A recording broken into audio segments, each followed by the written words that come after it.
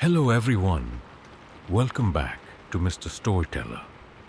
Before you dive into tonight's nightmare, like the video and subscribe to the channel. Also, where are you from and what time are you watching?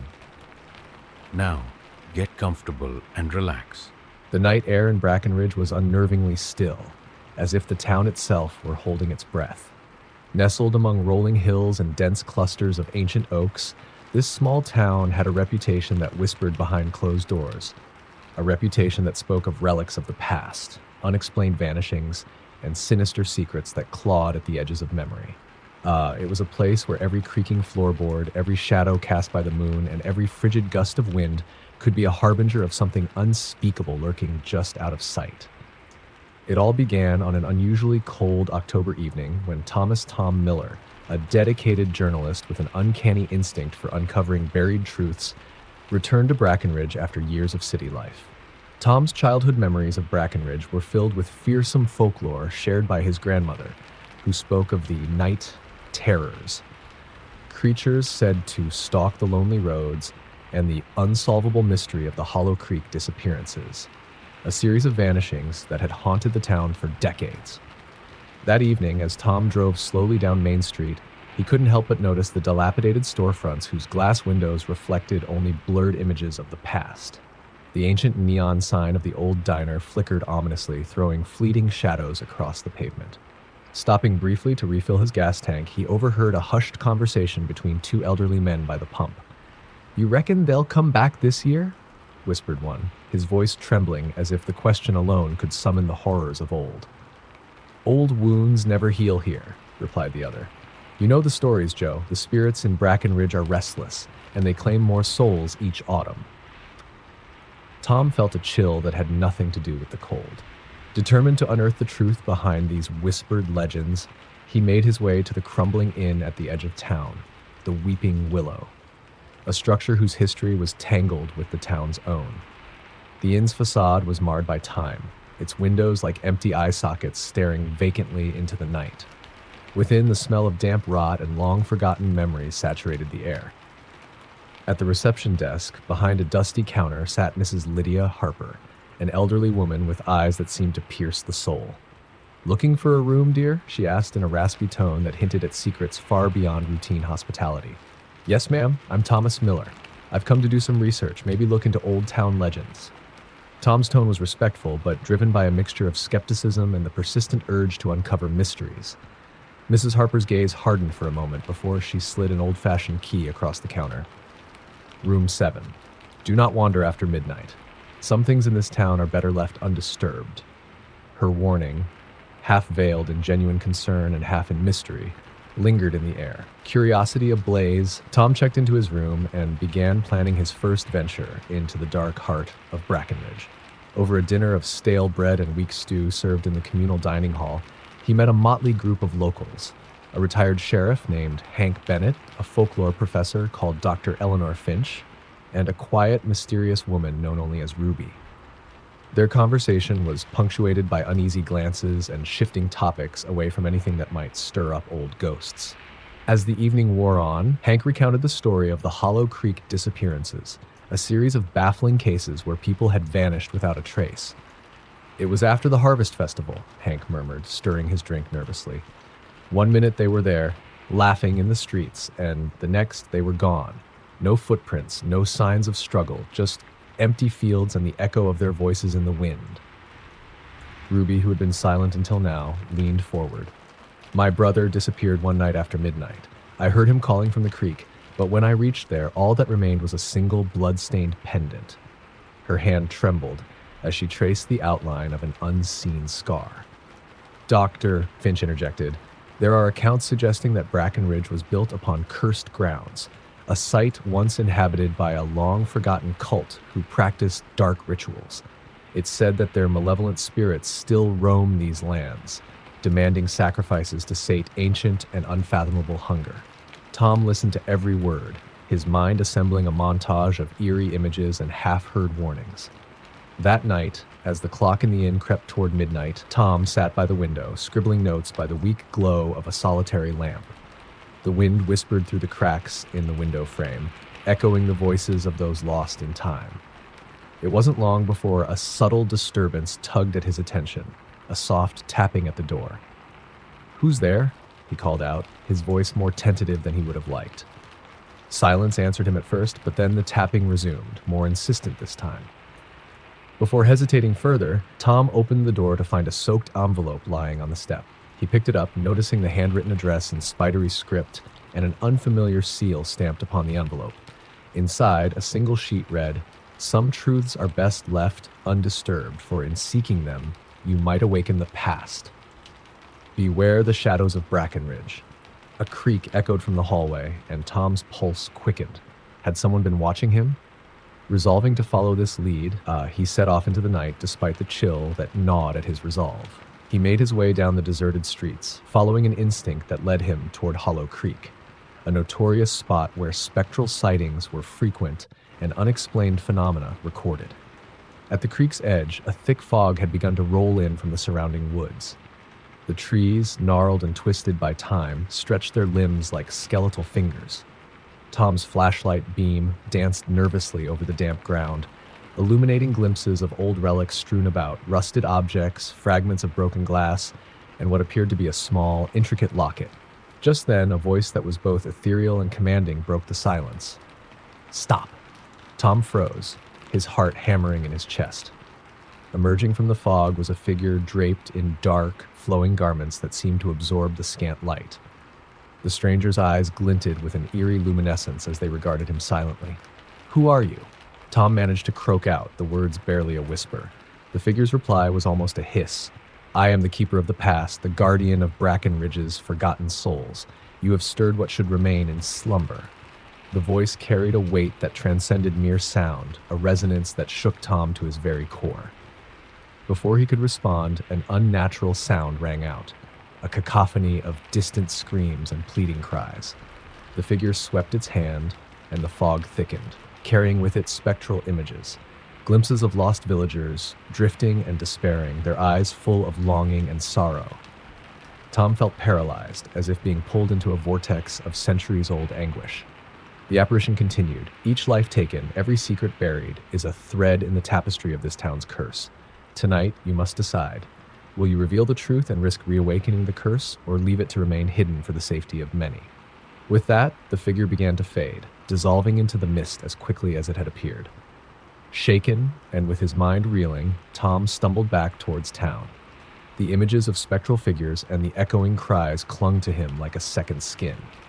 He knew now that his investigation had deeper, more dangerous implications than he had ever imagined. Back at the Weeping Willow, he sat in silence in his room, the envelope's warning burning in his thoughts. The next morning dawned gray and overcast. Tom met with Dr. Finch at a local cafe where they pored over old records and faded newspaper clippings in search of a link between the cult, the disappearances, and the curse that haunted Brackenridge. The records were sparse. Cryptic notes written in a language that hinted at rituals and incantations, sketches of symbols that looked all too familiar from local myths, and references to an event known only as the Awakening. According to legend, Dr. Finch explained, the cult performed a ritual to bind the spirits of their victims to the land, ensuring their devotion and retribution. But something went awry. The ritual backfired, leaving behind a restless energy that demands sacrifices every generation. Tom pressed further, but who would dare to revisit that power after all these years? Dr. Finch's eyes darkened as she replied, "There are those who believe that by harnessing that dark energy, one can achieve immortality or ultimate control over the forces of life and death. Perhaps someone in our midst intends to use this curse to further a malevolent plan." As they spoke, Ruby, who had been quietly watching from a shadowed corner of the cafe, interjected in a hushed tone, "I know the family that has always been at the center of these legends, the Blackwells. They've been in Brackenridge since before anyone can remember. My brother once told me that their ancestors were the high priests of the cult. Rumor says they still keep secrets locked away in the cellar of their sprawling estate on the outskirts of town." The mention of the Blackwells sparked something in Tom. With new determination, he resolved to confront the family, despite the warnings echoing in his mind.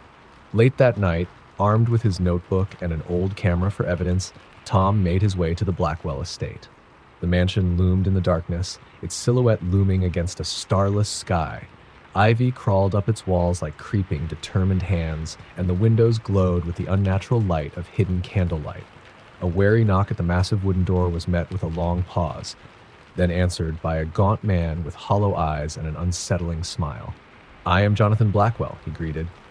"To what do we owe the pleasure of your visit at this late hour?" Tom's voice was steady despite his inner turmoil. "I'm researching the history of Brackenridge. My investigation suggests that your family might be connected to some of the old legends about the ritual, the curse, and the disappearance of several townsfolk." Jonathan's smile widened, but there was a stark emptiness behind it. "Legends are but stories told to scare children, but if you wish to know more, come with me." He led Tom through a labyrinth of dark corridors decorated with portraits whose eyes seemed to follow their every step. Finally, they reached a heavy oak door at the end of a narrow passageway. Inside, the room was dimly lit by a scattering of ancient candles. Along one wall, Tom noticed shelves filled with brittle volumes and dust-laden artifacts, a disturbing collection of relics that spanned centuries. Jonathan motioned for Tom to examine a set of documents laid out on an ornate table. "These records," Jonathan said quietly, "reveal a history so entangled with malevolence that it has shaped Brackenridge itself. My ancestors vowed to control the forces that they once tried to summon, but their pact was never as simple as it seemed. Every generation, they are forced to make a sacrifice, a debt that cannot be repaid without blood." Tom's eyes widened as he read a faded entry in an aged ledger. The account detailed a ritual performed under a blood moon, with accounts of voices from the shadow and the disappearance of several locals. Jonathan continued, "I warn you, Mr. Miller, to tread carefully. The more you search, the deeper you pull in a darkness that may never release you." Later that night, after leaving the Blackwell estate, Tom found himself pursued by something unseen. Down a deserted lane, a series of footsteps echoed alongside his own, a measured, rhythmic beat that seemed both deliberate and predatory. Stopping in his tracks, Tom turned sharply, flashlight beam cutting through the darkness. "Who's there?" he demanded. A whisper caressed his ear. "You must not awaken the curse." The voice, both familiar and unsettling, resonated with the echo of lost souls. Panicking, Tom ran, stumbling over uneven pavement until he burst into the relative safety of the town square. There, under the flicker of a lone street lamp, he encountered Hank Bennett, who had been out on his routine twilight walk. "Hank, did you hear that? Something's following me," Tom gasped. Hank looked deeply into his eyes, his own filled with the somber weight of years. "I've been waiting for you, Tom. The curse is stirring once again. It won't be enough to scare those who doubt it. You must leave this path now before it consumes you entirely." "But I need to know," Tom insisted, desperation coloring his tone. "I need to understand how deep this darkness goes. Brackenridge, it's like a living nightmare." Hank shook his head slowly. "Sometimes, truth isn't worth the cost. Every secret has a price, and in Brackenridge, that price is your soul." With that foreboding advice, Hank disappeared into the night, leaving Tom trembling in the silence. Determined yet increasingly haunted by the growing dread, Tom resolved to compile everything he had gathered: the records, eyewitness accounts, and spectral encounters. His investigation soon uncovered a pattern. The curse seemed to intensify with each passing generation, demanding more and more from the souls caught in its web. Local legends spoke of a final, cataclysmic event called the Reckoning, when the spirits, fully awakened, would reclaim their due and plunge the town into eternal darkness. That fateful night, as the wind howled like the tormented cries of the damned, Tom returned to the hollow creek. The air was thick with an almost tangible malevolence. In the dim light, he began the final piece of his investigation, a recording of everything he had witnessed and uncovered. The camera's red recording light seemed like a small beacon of resistance against the impending doom. As he spoke into the lens, his voice edged with both resolve and despair. A sudden presence seemed to materialize from the gloom behind him. The temperature plummeted, as if the very essence of winter had descended upon him. He turned around slowly, his breath fogging the cold air, and there stood the figure again, the spectral guardian, whose eyes burned with an otherworldly fire. "You should have left things as they were," the apparition intoned, its tone laden with ancient sorrow and a hint of anger. "Your curiosity has awakened the ancient debt, and now Brackenridge demands payment." Tom's heart pounded in his chest. He fumbled with his camera, as if documenting this final warning might prove invaluable, a testament to the sins and secrets of a cursed town. What? What do you want from me?" he stammered. The Guardian's form wavered like smoke, and for a brief moment, Tom glimpsed a tragic expression, a soul trapped in eternal penance. "Redemption is not granted freely," it whispered. "You must bear witness or else become a part of the shadows." In that moment, a deafening roar of wind and spectral wailing erupted around him. The ground beneath his feet quivered as if the very earth was rebelling against the rituals of old. The boundary between the living and the dead blurred, and visions of the countless lost inhabitants of Brackenridge surged forth, their eyes filled with sorrow and vengeance. Tom's mind reeled. He sprinted back to town, desperate to escape the encroaching horror. The streets, once familiar, had transformed into a labyrinth of terror. Sidewalks seemed to elongate, and alleyways twisted into impossible shapes. The echo of his footsteps was joined by the haunting chorus of unseen voices. After what felt like an eternity racing through the distorted town, Tom found himself back at the Weeping Willow. Shutting himself in his room, he attempted to piece together his harrowing experience and the myriad clues he had collected. He knew that the darkness was not just an external force. It had seeped into the very fabric of the town, a corruption that threatened to swallow every remnant of hope and humanity. Desperation gave way to resolve. Tom recorded every detail, every spectral visitation, and every whispered warning. His final message was clear. The curse of Brackenridge was both an eternal reminder of human folly and an unyielding force that sought redemption only through sacrifice. In his final recording, as he looked into the lens one last time, he whispered, "This story is not mine alone, but ours, a testament to the haunted legacy that binds us all to a dark, inevitable fate." As the recording continued in the background, the door creaked open silently. Tom's eyes, wide with terror, met the gaze of a figure shrouded in darkness. The Guardian's voice, now soft and sorrowful, broke the silence one last time. "May your truth free us all, or condemn us forever." With that, the power flickered, and the recording stopped abruptly. The last image was of Tom's wide, unblinking eyes and a final, desperate plea echoing off the walls of the room as the curse of Brackenridge claimed another soul in its relentless, unyielding hunger. For those who later discovered Tom's recordings hidden among his scattered notes, his final moments served as a grim reminder. Some truths, buried beneath layers of time and terror, are meant to remain undisturbed. The town of Brackenridge continued to murmur its eerie legends, a chilling lullaby for those who dared listen to the whispering winds. And so, the darkness that had haunted the small town for generations remained, an ever-present threat lurking in the silent corners of memory, a stark warning that the past always finds a way to reclaim what is rightfully its own. Story number 2. In the heart of the city stood Hawthorne General, an imposing hospital known for its cutting-edge medical care. But behind its gleaming facade lay an undercurrent of whispered horrors. For years, hushed rumors had circulated among staff about inexplicable disappearances, phantom footsteps echoing through deserted corridors, and eerie, untraceable cries coming from long-sealed wings. Few dared speak of it aloud, but for those who worked there day and night, the terrors were as real as the patients in their care. Nurse Cassandra Cassie Morales had only recently begun her shifts in the intensive care unit. With a gentle smile and determined gaze, she had quickly earned the respect of her colleagues for her empathy and attention to detail. Yet on this particular autumn night, as the rain lashed against the hospital's windows and thunder rolled in the distance, an unsettling feeling took root deep in her gut. Something was off, something that no amount of protocol or rationality could explain. As Cassie made her rounds, she passed by an unmarked door at the end of a narrow hallway, one that many seasoned staff dismissed as the old records room. Tonight, however, the door was slightly ajar. A cold draft seeped through the crack, carrying with it a faint, mournful whisper. She hesitated, debating whether to call for backup or investigate on her own. Driven by a mix of professional duty and an inexplicable personal compulsion, she slowly pushed open the door, its rusty hinges groaning in protest.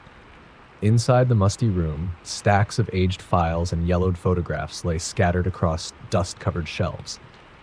Faded notes detailed bizarre incidents, patients who'd experienced inexplicable visions, staff members who claimed to see figures at the edge of their vision, and nights when the hospital's corridors echoed with phantom laughter. At the center of it all was a handwritten journal, its pages marked with entries spanning decades. Cassie's hand trembled as she flipped through its pages, each entry more disturbing than the last. She read aloud a passage in a shaky voice. In room 217, where the dead linger, the spirit of a little girl haunts the shadows. Her lullaby beckons the lost to join her in eternal silence. The words sent a chill down her spine. As the lights flickered overhead, Cassie felt as if unseen eyes were watching her every move. Determined to uncover the truth, she tucked the journal under her coat and resolved to confide in her superior, Dr. Lay. Marcus Monroe, a seasoned physician whose own curiosity had led him to question many of the inexplicable happenings at Hawthorne General. Later that night, in the quiet sanctum of the staff lounge, Cassie approached Dr. Monroe. His graying hair and lined face spoke of years spent confronting the raw edges of life and death. Leaning forward, Cassie whispered, "Dr. Monroe, I found something in the old records room. It's disturbing. There are entries about room 217 and something beyond our understanding."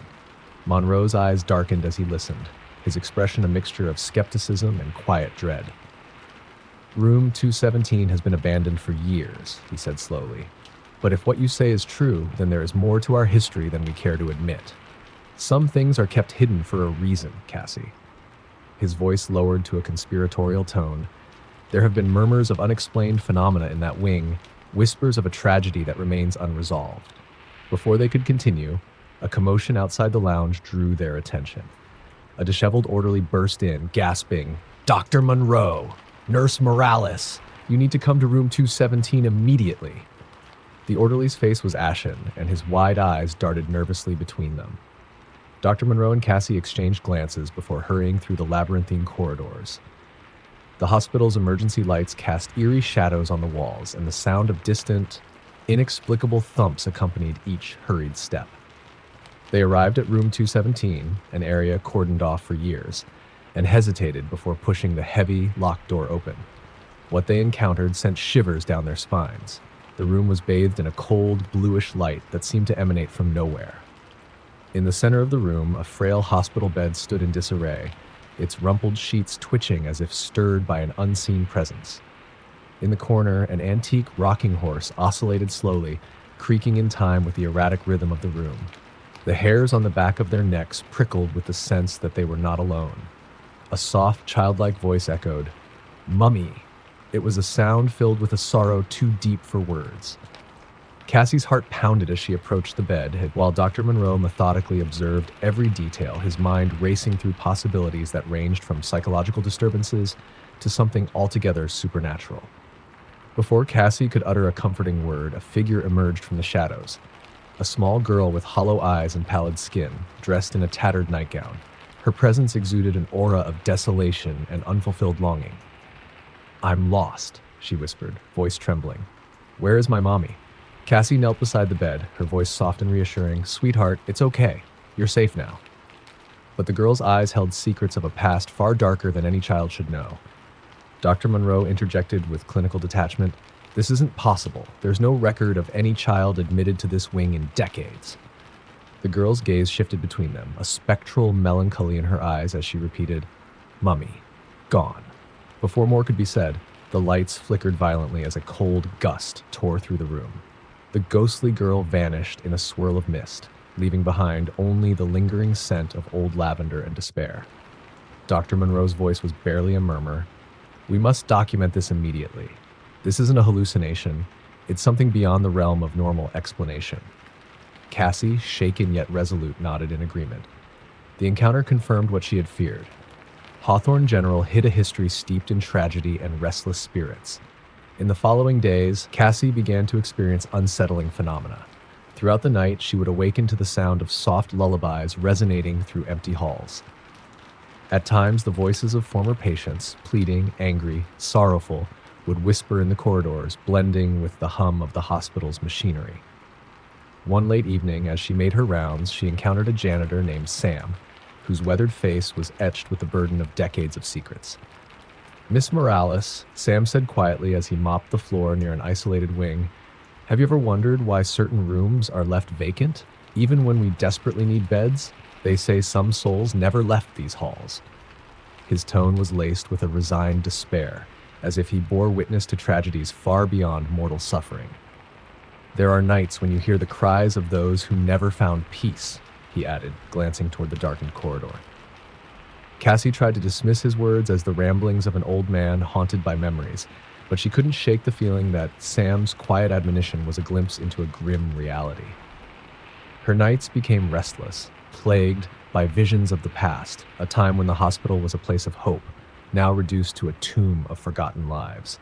In dreams, she saw blurred faces of patients and staff, their eyes filled with desperate longing as they reached out from the darkness for salvation. One particularly harrowing evening, as a raging storm lashed against the windows and thunder boomed like the wrath of vengeful gods, Cassie received an urgent call from Dr. Monroe.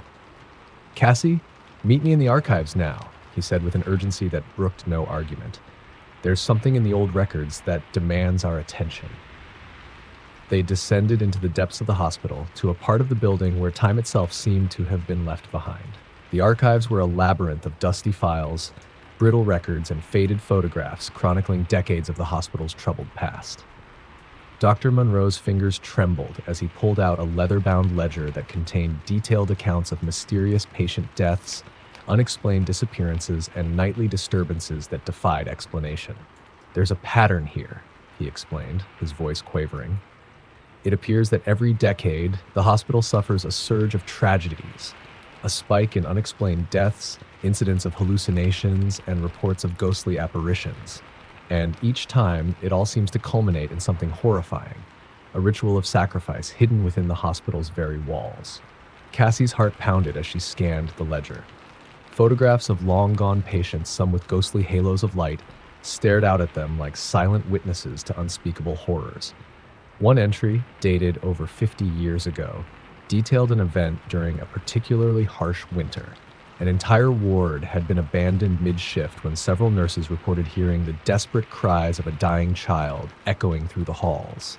When they rushed to the ward, all they found were shreds of a torn blanket and a smear of blood on the floor. The victim was never identified, and the incident was buried beneath layers of redacted hospital files. "It's almost as if the hospital itself is feeding on the pain and despair of those it once tried to save," Cassie murmured, her voice barely audible. Dr. Monroe's eyes, dark and determined, locked onto hers. "Yes, and it seems that every new tragedy reawakens something primordial, a hunger that must be placated with more suffering. We need to find a way to break this cycle, Cassie. We need to uncover who or what is behind it." Their investigation led them to an even more disturbing revelation. Hidden deep within the hospital's operating theater, a room that had been decommissioned for decades, was a secret compartment behind an old, discarded anesthetic machine. Inside lay a series of cryptic documents and an assortment of personal belongings, a broken locket, a charred diary, and a faded photograph of a smiling woman whose eyes bore a haunting sadness. One document, written in spidery handwriting, mentioned a binding covenant that had been made long ago to protect the hospital from a fate worse than death. But the pact, it seemed, was steeped in blood, sacrifice, and a promise to appease the restless spirits of those who had perished under mysterious circumstances. Overwhelmed by the dark revelations, Cassie and Dr. Monroe realized that the hospital's supernatural occurrences were not random coincidences. The hospital had become a stage for a relentless, cyclical tragedy, a macabre bargain forged by those who had once sought to save lives at any cost. The pact had twisted the very essence of healing into a sinister ritual that demanded sacrifices over the decades, feeding on the desperation of the living and the tormented souls of the dead. That night, determined to confront the darkness head-on, Cassie and Dr. Monroe returned to room 217, the epicenter of the hospital's paranormal disturbances. The corridor leading to the room was shrouded in darkness, the air growing colder with each step. At the threshold, the room seemed to pulsate with an otherworldly energy, a palpable tension that squeezed the breath from their lungs. Inside, the dim blue light returned, and once more the antique rocking horse swayed gently as though moved by an invisible hand. In the far corner, the ghostly figure of the little girl lingered, her eyes now filled with a mix of pleading and sorrow. "Please," she whispered, her voice echoing in the silent void, "help me find my mommy." Dr. Monroe stepped forward, his tone both compassionate and authoritative. "We are here to help," he assured her, though his own voice betrayed the uncertainty of a man confronting forces beyond human control. "Tell us what you need." The girl's spectral form wavered as if torn between worlds. "I need to be free," she murmured, her gaze flickering to a shadow in the corner of the room. As if summoned by her words, a dark figure emerged from the gloom. A gaunt man draped in tattered garments, his eyes void of emotion, and his presence exuding an aura of malevolent despair. "You dare interfere with what has been decreed?" the man hissed, his voice a jagged whisper that reverberated off the walls. "The covenant must be honored. The cycle of sacrifice cannot be broken." Cassie's pulse pounded in her ears as she interjected, "Who are you? What have you done to these souls?" The dark figure's lips curled into a bitter smile as he replied, "I am the keeper of the covenant.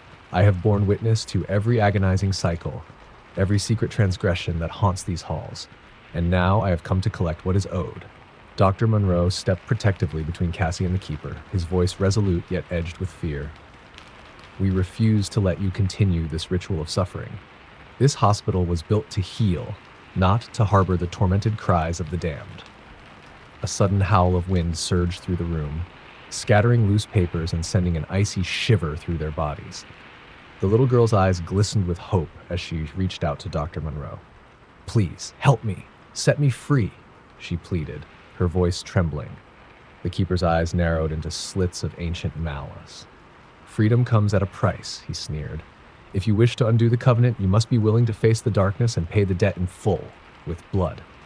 His tone was laced with a cold finality, a challenge that resonated with the inevitability of fate. For a long, heart-stopping moment, silence reigned as the three figures, doctor, nurse, and keeper, locked eyes. Dr. Monroe's hands shook, not solely from fear, but from the heavy responsibility of a man entrusted with the lives of so many. Cassie's determination hardened, her resolve forged in the crucible of mounting terror. "We are willing," she declared, her voice steady despite the tumult of emotions roiling within her. The keeper's laugh was a rasping sound, echoing like the rusted chains of a long-forgotten prison. "Then let the reckoning begin," he intoned. Darkness enveloped the room as the keeper raised his withered hand, and the temperature plummeted to an almost unbearable chill.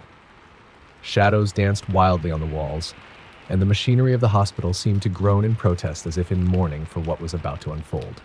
A series of spectral visions surged before their eyes, a montage of suffering, despair, and bloodshed that had stained the hospital's history. The faces of patients long dead, nurses haunted by regret, and doctors tormented by the choices of their past flickered before them. The little girl cried out once more, her voice joining the chorus of wailing spirits, "Save me! Save us!" In that climactic moment, as the boundaries between the living and the dead blurred into oblivion, Cassie and Dr. Monroe resolved to end the endless cycle of pain. With a combined act of raw bravery and desperate resolve, they recited the words they had discovered in the ancient ledger, a counter-incantation meant to sever the unholy bond that had ensnared the hospital for so many years. The air crackled with energy as the incantation echoed throughout the room. The keeper's face contorted in agony as the spectral energies lashed out in retaliation. He roared, "You cannot break what has been forged in blood." But his voice was lost amid the rising crescendo of supernatural fury. The walls trembled as unseen forces clashed, and the very essence of Hawthorne General seemed to shudder with the weight of a centuries-old curse coming undone. In a final, desperate effort, Dr. Monroe reached for the antique diary and clutched it tightly to his chest, chanting the incantation with unwavering determination. Cassie joined him, her voice steady and filled with the hope of redemption for the lost souls. The phantom figures in the room whirled around them in a chaotic torrent of despair and release, a cacophony of anguish giving way to an emergent chorus of liberation. Slowly, as if the tide were finally turning, the oppressive darkness began to recede. The keeper's form wavered, his malevolent presence dissipating like smoke, carried away by a sudden gust of wind. With one final guttural cry of defiance and despair, he collapsed into nothingness, leaving behind a silence so profound that it almost seemed to hum with relief. In the aftermath of the confrontation, the ghostly apparitions gradually faded. The little girl, now bathed in a soft, warm glow, approached Cassie and Dr. Monroe. "Thank you," she whispered, her voice gentle and filled with gratitude. "My mommy, she's waiting on the other side." With that, she smiled, a bittersweet smile of release, and then vanished into a beam of light, leaving behind a lingering sense of peace in an otherwise haunted place. In the days that followed, Hawthorne General seemed to breathe a collective sigh of relief. The inexplicable phenomena that had plagued its halls receded, replaced by a cautious hope that the cycle of torment had finally been broken. Cassie and Dr. Monroe took it upon themselves to carefully document every detail of that fateful night, ensuring that the hidden truths of the hospital's dark past would not be forgotten. Though the scars of the experience remained, both knew that a new chapter had begun, one where healing could finally begin in earnest.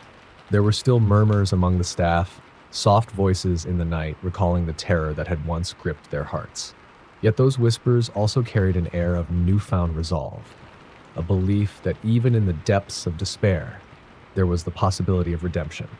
As Cassie continued her rounds in the ICU and Dr. Monroe attended to his patients with renewed compassion, they both carried with them the memory of that harrowing night, a reminder that courage and empathy, even in the face of overwhelming darkness, could restore hope and break the chains of a cursed past.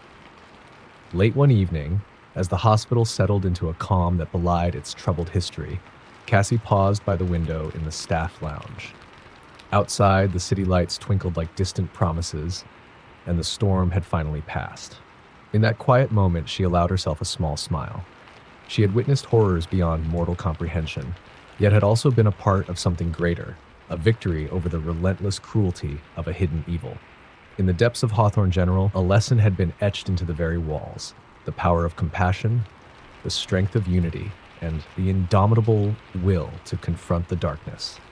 And though shadows would always linger in the corners, as long as there were those willing to stand against the night, hope would persist, and the haunted past would serve not as a chain, but as a reminder of the human spirit's capacity to heal. Story number 3. The open road stretched endlessly ahead of Ray Big Rig Lawson as his 18-wheeler rolled steadily down the desolate interstate.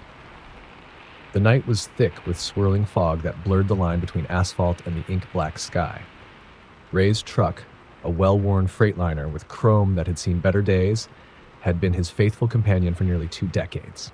Tonight, however, there was something different about the journey, a tension that gripped him like a cold hand. He had been hauling a load of industrial parts cross-country when his CB radio buzzed unexpectedly. "Big Rig, this is Nighthawk. Anyone out there? Got a word, man." Ray frowned. Nighthawk was a fellow trucker known in the truck stop circuits for his knack for eerie tales and uncanny warnings. "This is Lawson," Ray replied, careful not to sound too eager. "What's the trouble?" There was a long pause before Nighthawk's gravelly voice came back. "Heard about the ghost rig on Highway 17? They say it appears on nights like these, just when the fog runs heavy. They say it lures you off the road." The line crackled. "You better be careful, Lawson. Don't let curiosity drag you into the darkness." Ray dismissed it as one of those tall trucker tales, but as he continued driving, he couldn't shake a lingering unease. The radio returned silent. And the highway seemed to swallow him whole with its oppressive darkness. The digital clock on his dash blinked 2:13 a.m., and every mile marker blended into the next, a monotonous parade of lit posts and shadowed trees. At a remote rest area where the asphalt jutted into a forlorn clearing, Ray pulled off to stretch his legs and refill his coffee cup. The rest stop was eerily empty. No neon signs, no other trucks parked in a loose array. Only a solitary diner sat in the distance, its flickering sign reading Maggie's Diner in peeling letters. He felt an inexplicable pull toward it, as if the diner was a beacon in the otherwise void of night. Inside Maggie's, the air was heavy with nostalgia and stale cigarette smoke. Ray took a seat at a corner booth. The waitress, a middle-aged woman with tired eyes named Betty, gave him a nod. "Long haul tonight?" she asked with a quiet drawl. Ray shrugged and sipped his lukewarm coffee. "You could say that. Heard any good stories on the road lately?" he ventured, half in jest. Betty leaned in, her voice lowering as though speaking over a secret. "Better listen carefully, boy. Word is just out by Highway 17, there's a rig that shouldn't be there. Some say it's been seen for years, a ghost rig, they call it. They say it's driven by someone who died on the road, but his spirit can't let go, doomed to wander and claim another soul if he catches you in his rearview mirror. Ray listened, though his heart pounded more out of habit than genuine fear. Truckers loved a good ghost story. It was part of their camaraderie, a blend of urban legend and roadside superstition. Sure sounds like a load of hogwash, he muttered, though deep inside a seed of apprehension was planted. After a quick meal and some scattered attempts at small talk with Betty, Ray climbed back into his rig. The highway beckoned once more, cloaked in the perpetual mist of night. His mind wandered back to the ghost rig and to Nighthawk's cryptic warning. As the miles drifted by, the road took on an almost surreal quality, like a stage set in another world where the mundane transformed into something sinister. Just as he rounded a bend that led onto the infamous stretch of Highway 17, his headlights illuminated something off the road. For a brief moment, Ray thought he saw the glint of chrome, a truck just like his own, parked along the shoulder. He slowed and peered through the windshield. The figure of a rig stood motionless, its contours blurred by the fog, the driver's seat dark and empty. Heart pounding, he pulled over a safe distance and switched off his engine. He sat there listening to the silence. The only sound was the steady dripping of condensation on the metal exterior of his truck. Suddenly, his CB radio crackled to life again. "Lawson, you there? You better watch yourself out there." Nighthawk's voice was urgent this time. "I just got word, man. They say the ghost reg's got you in its sights tonight.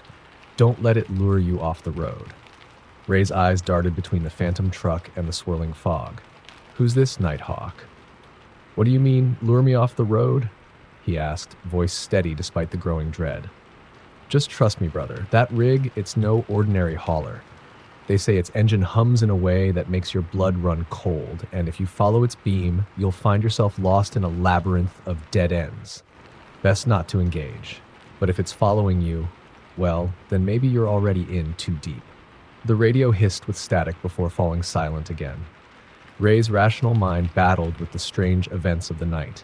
He resumed his journey, eyeing the rearview mirror with suspicion. The lonely rig was gone now, or so he hoped, but the uneasy feeling remained. The highway seemed to narrow, and the manic hum of his engine filled the void as his mind replayed the ghost rig tale over and over. As he inched further along Highway 17, the road turned treacherous. An inexplicable fog bank rolled in, thick and impenetrable, swallowing the road ahead. His headlights barely penetrated the gloom, and for a moment it felt as if he were driving on a sheet of darkness. That's when he saw it again, a pair of headlights, unnaturally brilliant, trailing closely behind him. His heart skipped a beat. He glanced in his mirror. There, just beyond the patch of fog in his rear view, loomed a massive tractor trailer with the same unmistakable shape as the phantom he'd seen earlier. "Damn it," Ray whispered to himself, gripping the wheel tighter. The truck behind him maintained its distance at an eerie, unwavering gap, like a predator stalking its prey. In the rearview mirror, Ray caught a glimpse of something beyond the truck's window. An indistinct figure, face veiled in shadow. Every instinct told him to speed up, to shake off this relentless follower, but the fog clung to the road like a specter, preventing any maneuver. The radio remained dead, leaving him isolated with his fear. Time seemed to warp as Ray continued his cautious drive, the humming sound of the mysterious rig's engine echoing like a lullaby of doom. The road twisted and curved, leading him into an abandoned rest area that wasn't marked on any modern map. With a heavy heart and a mind swirling with uncertainty, he pulled over. Could it be that the ghost rig had cornered him? He stepped out of his truck into the cold, damp air, his boots crunching on wet gravel. The mist was almost tactile, a thick curtain that muffled every sound. His breath plumed before him as he scanned the darkness. "Hello?" he called, voice steady but laced with apprehension. "If anyone's there, show yourself." Only silence replied. Then, from somewhere amid the dense fog, a low, mechanical hum began to resonate, a sound that seemed to vibrate in his very bones. The headlights of his truck flickered, and for a fleeting second, he thought he saw the eerie silhouette of a truck emerging from the fog. The lights were blinding, and the sound of the engine grew louder, more insistent. Ray's hand instinctively reached for his phone, but it was dead, its screen a dark void. Panic crept in as he realized he was completely alone. With the engine's hum now a roar, he bolted back to his rig and climbed into the cab, locking the door as if it were a barricade against the encroaching nightmare. "Stay away," he hissed into the darkness, pounding on the door as if violence could repel the intangible threat. The mechanical sound outside mimicked his heartbeat, a rhythm of fear that seemed to draw the darkness closer. Outside, the fog churned as if alive. Then, in the distance, he heard a voice, not on the radio, but in the very air, a hollow whisper, "You shouldn't have come back, Lawson." Ray's blood ran cold. He recognized that voice. It was the same gravelly tone Nighthawk had used, yet distorted with malice. "Who are you?" he shouted, desperate. "What do you want from me?" There was no answer, only the relentless hum and the rustling of mist swirling around his truck. The spectral headlights appeared once more, now circling his rig like a vulture. With shaking hands, Ray took to the wheel, determined to break free of this cursed circle. He gunned the engine and the rig lurched forward as he sped onto the highway again, leaving the rest area and its haunted memories behind. But as he drove, the nightmare only deepened. The ghostly rig reappeared intermittently in his peripheral vision, always distant yet always there. At times it seemed to meld into the fog, then reemerge with uncanny precision, its engine sound now a low, mournful dirge that blended seamlessly with the howl of the wind. Ray's mind oscillated between rationality and terror. He recalled his early years on the road, the camaraderie among truckers, and all the ghost stories shared over cups of coffee at truck stops. Yet, this was no mere tale. Every fiber of his being screamed that he was entangled in something beyond explanation, a curse that had latched onto him for reasons he could not fathom. In the solitude of the cab, memories of a fateful encounter surfaced. Years ago, before the ghost rig had ever been mentioned on the CB, Ray had lost a fellow trucker on a lonely stretch of road. The man, a seasoned veteran named Gus, had vanished without a trace. His rig was later found abandoned on the roadside, the keys still in the ignition, and his logbook left open to a page filled with frantic scribbles about a presence that wouldn't leave him alone. Ray had tried to rationalize it as a tragic accident, but an unshakable doubt had always haunted him. Now it seemed that ghost from his past was back, tormenting him with every mile. The highway twisted further into remote, rugged terrain. The outlines of trees loomed like skeletal sentinels as Ray's thoughts turned to a desperate plan. He decided to pull over at a secluded truck stop nestled in a valley known as Devil's Pass, a place notorious among truckers for bizarre sightings and inexplicable disappearances. Perhaps there he could find answers or at least a momentary respite. The truck stop was nearly deserted when Ray arrived. The neon sign sputtered against the black sky, its red letters nearly illegible from the distance. In a dusty booth of the small diner attached to the stop, he met Hank, an older trucker with weathered features and a lifetime of road-worn wisdom. Hank's eyes were sharp and knowing, and he regarded Ray with an intensity that sent a shiver down his spine. "You been running from something, Lawson?" Hank asked, his voice a low rumble as he stirred a cup of lukewarm coffee. Ray hesitated, wrestling with the urge to divulge the surreal terror he had just endured. I think there's a rig out there. I keep seeing it, tailing me. It's not just a ghost story anymore." Hank's gaze grew hard, and he leaned forward conspiratorially. "You done stirred the hornet's nest, son. Many a trucker's been haunted by that damn spirit rig. They say it belongs to a man who lost his life on a cursed road, and now his vengeance rides the night. Folks who see it get drawn into a spiral of doom." Ray swallowed hard. "What can I do to stop it?" he asked. Hank shook his head slowly. "Some reckon you're already in its grip. Might be best to change your route. Lay low until the mist clears. But if it's drawn to you, you can't outrun fate. Ain't no turning back once that spectral mirror catches your eyes." With Hank's grim words echoing in his ears, Ray returned to his rig. The truck stop offered little comfort, a brief interlude in an unending nightmare. Back on the road, the oppressive fog returned as if summoned by his own despair. The ghost rig appeared yet again in his mirrors, and its headlights a pair of accusing eyes in the gloom. As Ray pressed on, the CB radio crackled unexpectedly with a voice he had not heard since that earlier night. "Lawson, you hear me? This is Nighthawk again. They say the rig is fixated on you. I wish I'd never spoken. Run, brother, run while you can." The warning left Ray's hands trembling on the wheel. His thoughts raced, memories of Gus's mysterious demise, merging with his current terror. He forced himself to concentrate on the road ahead, determined to break free from this spectral pursuit. Every twist of the highway became a battleground between his desperate hope and creeping dread. Hours passed in a disorienting blur. The sun's feeble light began to pierce the fog as dawn approached, casting an otherworldly glow on the road. For a fleeting moment, Ray dared to hope that daylight might dispel the nightmare. But even as the first rays of sun touched the horizon, the rig remained, a dark, unyielding silhouette parked ominously on the shoulder. Its presence was a final, defiant testament to the night's terror. Slowing to a crawl, Ray stopped his truck. The quiet hum of the awakening world outside was at odds with the heavy silence that enveloped his cab. He exhaled slowly, summoning every ounce of courage to confront what lay outside. With a deep breath, Ray stepped out of his truck and approached the phantom rig on foot. Every step felt like wading through a mire of fear and regret. At the front of the rig, the massive chrome grille reflected his own pale, terrified face. The truck was immaculate despite its spectral aura, as though it had been preserved in time. Ray hesitated, then knocked on the driver's door with a trembling fist. The sound echoed hollowly. "Hello?" he called softly. "Is anyone there?" A door creaked open slowly, and from the dim interior emerged a gaunt figure. His eyes were sunken, and his face was etched with sorrow and anger, a visage of a man long dead, yet unwilling to rest. His voice was a whisper, yet it reverberated with the weight of countless regrets. "You came, Lawson." Ray's throat tightened. What are you? Why are you following me?" he demanded, his voice cracking with emotion. The ghostly trucker fixed him with a sorrowful stare. "I am Gus," he replied, and Ray felt as if a knife had been plunged into his heart. The very name of his lost friend mingled with the cold night air. "You took my place on that fateful night, and now, cursed by greed and misfortune, I have been condemned to wander these roads. I've been waiting for you so that you might share in the penance."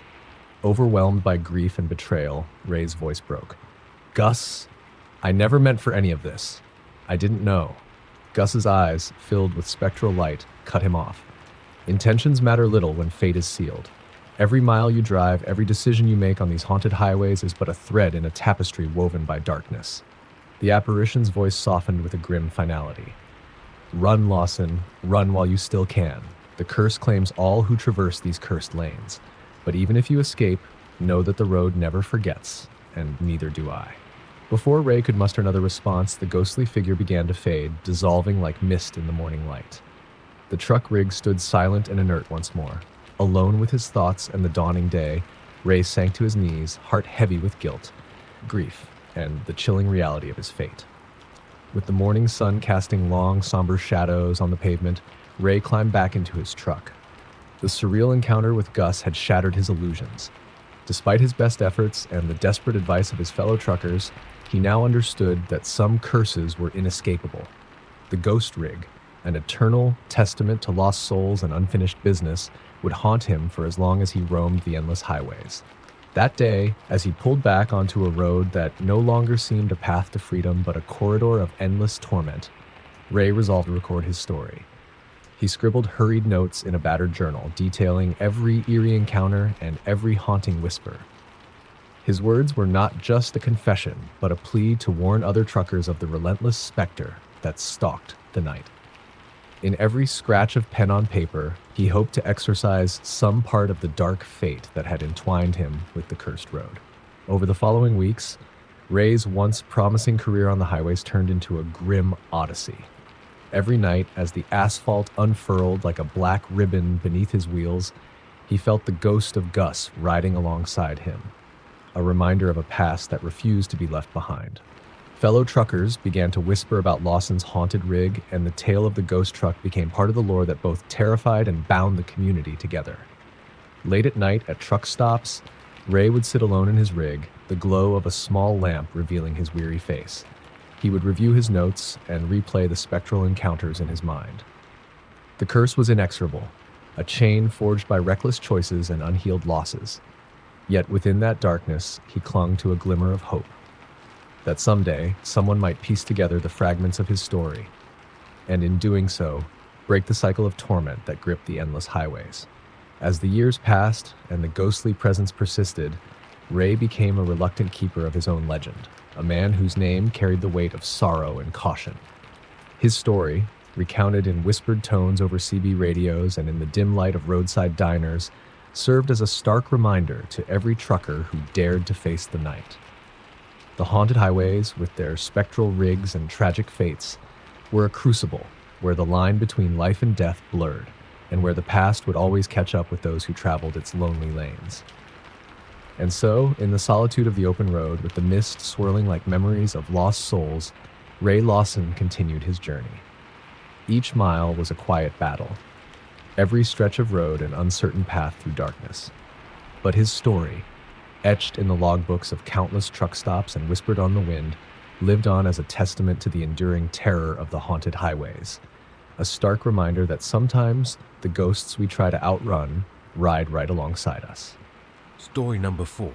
Officer Daniel Danny Monroe had seen his share of grim scenes over his 20-year career with the Metro City Police Department, but nothing could have prepared him for the nightmare that began one frigid November evening. The city streets were slick with rain, neon reflections warring with the murky darkness, when a call crackled over the radio that would plunge him into a mysteried human understanding. "Dispatch to Unit 12, please respond to 17th and Elm," the operator's voice came through, strained as if the sender was barely holding it together. "Possible homicide, very disturbing scene. Request immediate backup." Danny's heart thumped, even as he maintained his composure. Alongside him in the squad car was Detective Carla Ramirez, a seasoned investigator known for her steely resolve and keen investigative mind, and rookie patrolman Marcus Hill, whose eyes revealed the innocence of a man unaccustomed to the darker facets of law enforcement. Together, they navigated the rain-lashed streets toward the abandoned warehouse on Elm Street, a relic of industrial might that had long been shuttered by the passage of time. The warehouse loomed ahead, its derelict facade and shattered windows, a fitting canvas for the horror about to be uncovered. As they approached, Danny couldn't shake an icy dread crawling along his spine. The building had been on the books as a crime scene before, a grisly discovery in the late 1970s, wrapped in unanswered questions and dark rumors. Local legends whispered that the souls of those wronged and forgotten still roamed its halls. He dismissed the superstitions as urban myth. After all, he was a man of facts and evidence. Inside, the warehouse's interior was a labyrinth of shadows. Faint beams of light from Danny's flashlight skated along graffiti-scarred walls and rusted machinery, while a sickening odor of decay filled the air. Detective Ramirez led the way with a determined calm, her eyes scanning the scene with professional precision. "Keep your eyes peeled for anything out of place," she murmured to Marcus, whose grip on his weapon had tightened noticeably. They soon found the source of the dispatch, a room at the rear of the building where the violence of the past seemed to cling stubbornly. Amid overturned crates and broken glass lay a body, contorted in a way that defied logic.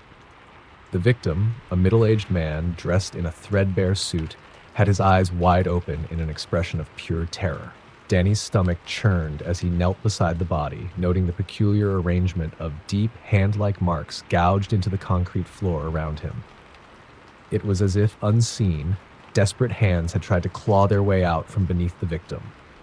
Ramirez's voice broke the silence. "Call it in, Marcus, and get the forensics team here stat." Her tone was uncharacteristically tight, as if she sensed that something beyond the obvious brutality was at work.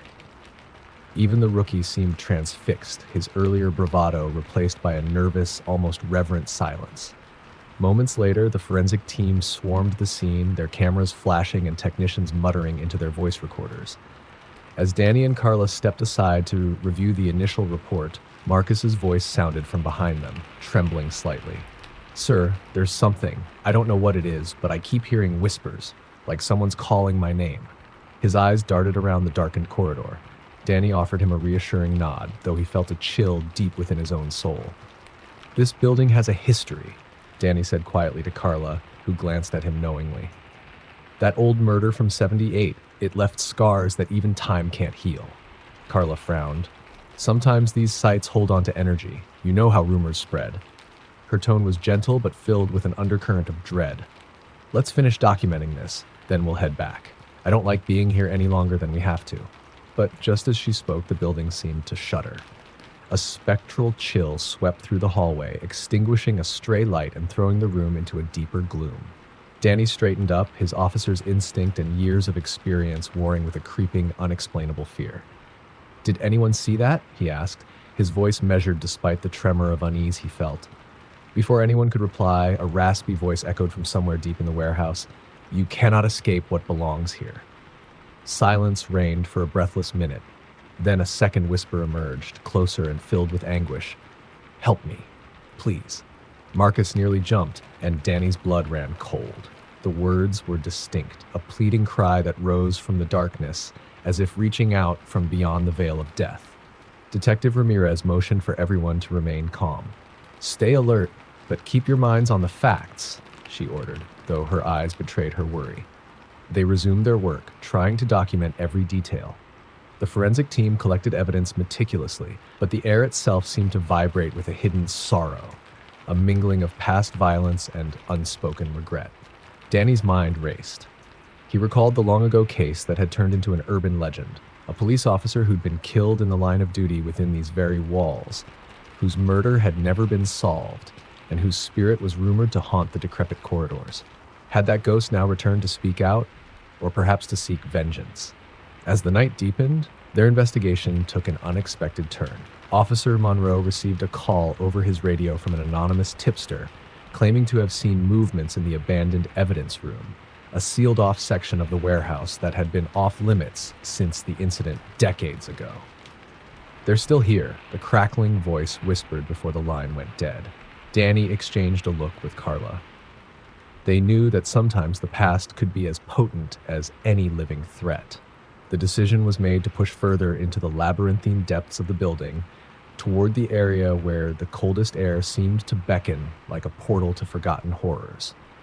With flashlights in hand and hearts pounding, the trio, Danny, Carla, and Marcus, ventured toward the sealed-off room. The passage was narrow and claustrophobic, its walls lined with old surveillance monitors that flickered with static. They had to pass by a heavy steel door marked "Evidence Locker. Do not enter," in faded red letters. Danny hesitated, feeling an almost magnetic repulsion, but Ramirez steeled herself. "We need to know what happened here," she whispered firmly. "There's a reason these files have been hidden away." Marcus shivered as they forced the door open. What lay beyond was far more disturbing than any of them had imagined. Inside, the evidence room was frozen in time, a macabre snapshot of a bygone era. Dust motes danced in the pale beam of their flashlights as they circled over relics of past investigations. In one corner, an old police uniform lay discarded, its fabric marked by what appeared to be deep scratches. In another, boxes of case files spilled open, their contents strewn across the floor in chaotic disarray. But the most jarring sight was pinned to the wall, a photograph of a young police officer, his face somber and eyes ghostly hollow. Scribbled in red across the photo were the words, "Justice denied." It was dated the same year as the unsolved murder that had tarnished this building's reputation. Suddenly, a clattering sound rang out from behind them. The trio whipped around, flashlights sweeping over the room. The metal door had slammed shut on its own, trapping them inside. Danny's voice was low and urgent. "Everyone, stay calm. We need to get out. Marcus, try the door." Marcus fumbled with the handle, his face growing ashen as the door refused to budge. The whispers began again, this time coming from the very walls. "You're here. It won't let you leave." The voices intoned in a mournful, disembodied harmony that echoed with hopelessness. Carla's eyes flickered with both determination and fear. "We need to hold on to each other and try to find another way. Danny, check the side door." Her words were clipped, as if she were forcing herself to remain rational in the midst of mounting terror. Danny led the way along a narrow corridor that he hadn't noticed before, a corridor lined with old, faded photographs of officers and crime scenes, many of them with eyes that seemed to follow them. The silence was oppressive. Every step they took resonated like a heartbeat, loud and insistent. Then, without warning, the corridor lights dimmed further, plunging them into near darkness. In that twilight, Danny could have sworn he saw the fleeting form of a man in a uniform at the far end, a figure standing silently, head bowed as if mourning a loss too heavy to bear. "Stop!" Carla shouted, her voice cracking. "Who's there?" The figure hesitated, then slowly turned. In the half-light, his face was revealed, a face that combined the sorrow of the past with a cold, unyielding rage. "I was forgotten," the man said in a voice that trembled with both despair and anger. "Justice was denied, and now I am bound to this place, condemned to witness the sins of those who do not remember." Danny swallowed hard. "Officer Carter?" he asked tentatively, for he recalled the name from the old records, a devoted cop who had died under mysterious circumstances in this very building years ago. "What do you want from us?" Carter's spectral eyes glowed with a painful intensity as he replied, "I want the truth to be told. I want the corruption, the cover-ups, and the crimes that have stained these halls for decades to be exposed. I was silenced, and now I shall be your guide to redemption, or your doom."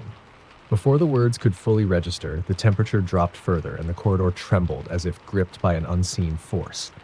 Danny felt his skin crawl. "This isn't possible," he whispered, struggling between disbelief and the weight of undeniable evidence that now surrounded them. Carla stepped forward. "We believe you, Carter, but how do we release you from this torment? How do we right the wrongs of the past?" The ghost of Officer Carter raised a trembling hand as if to steady himself.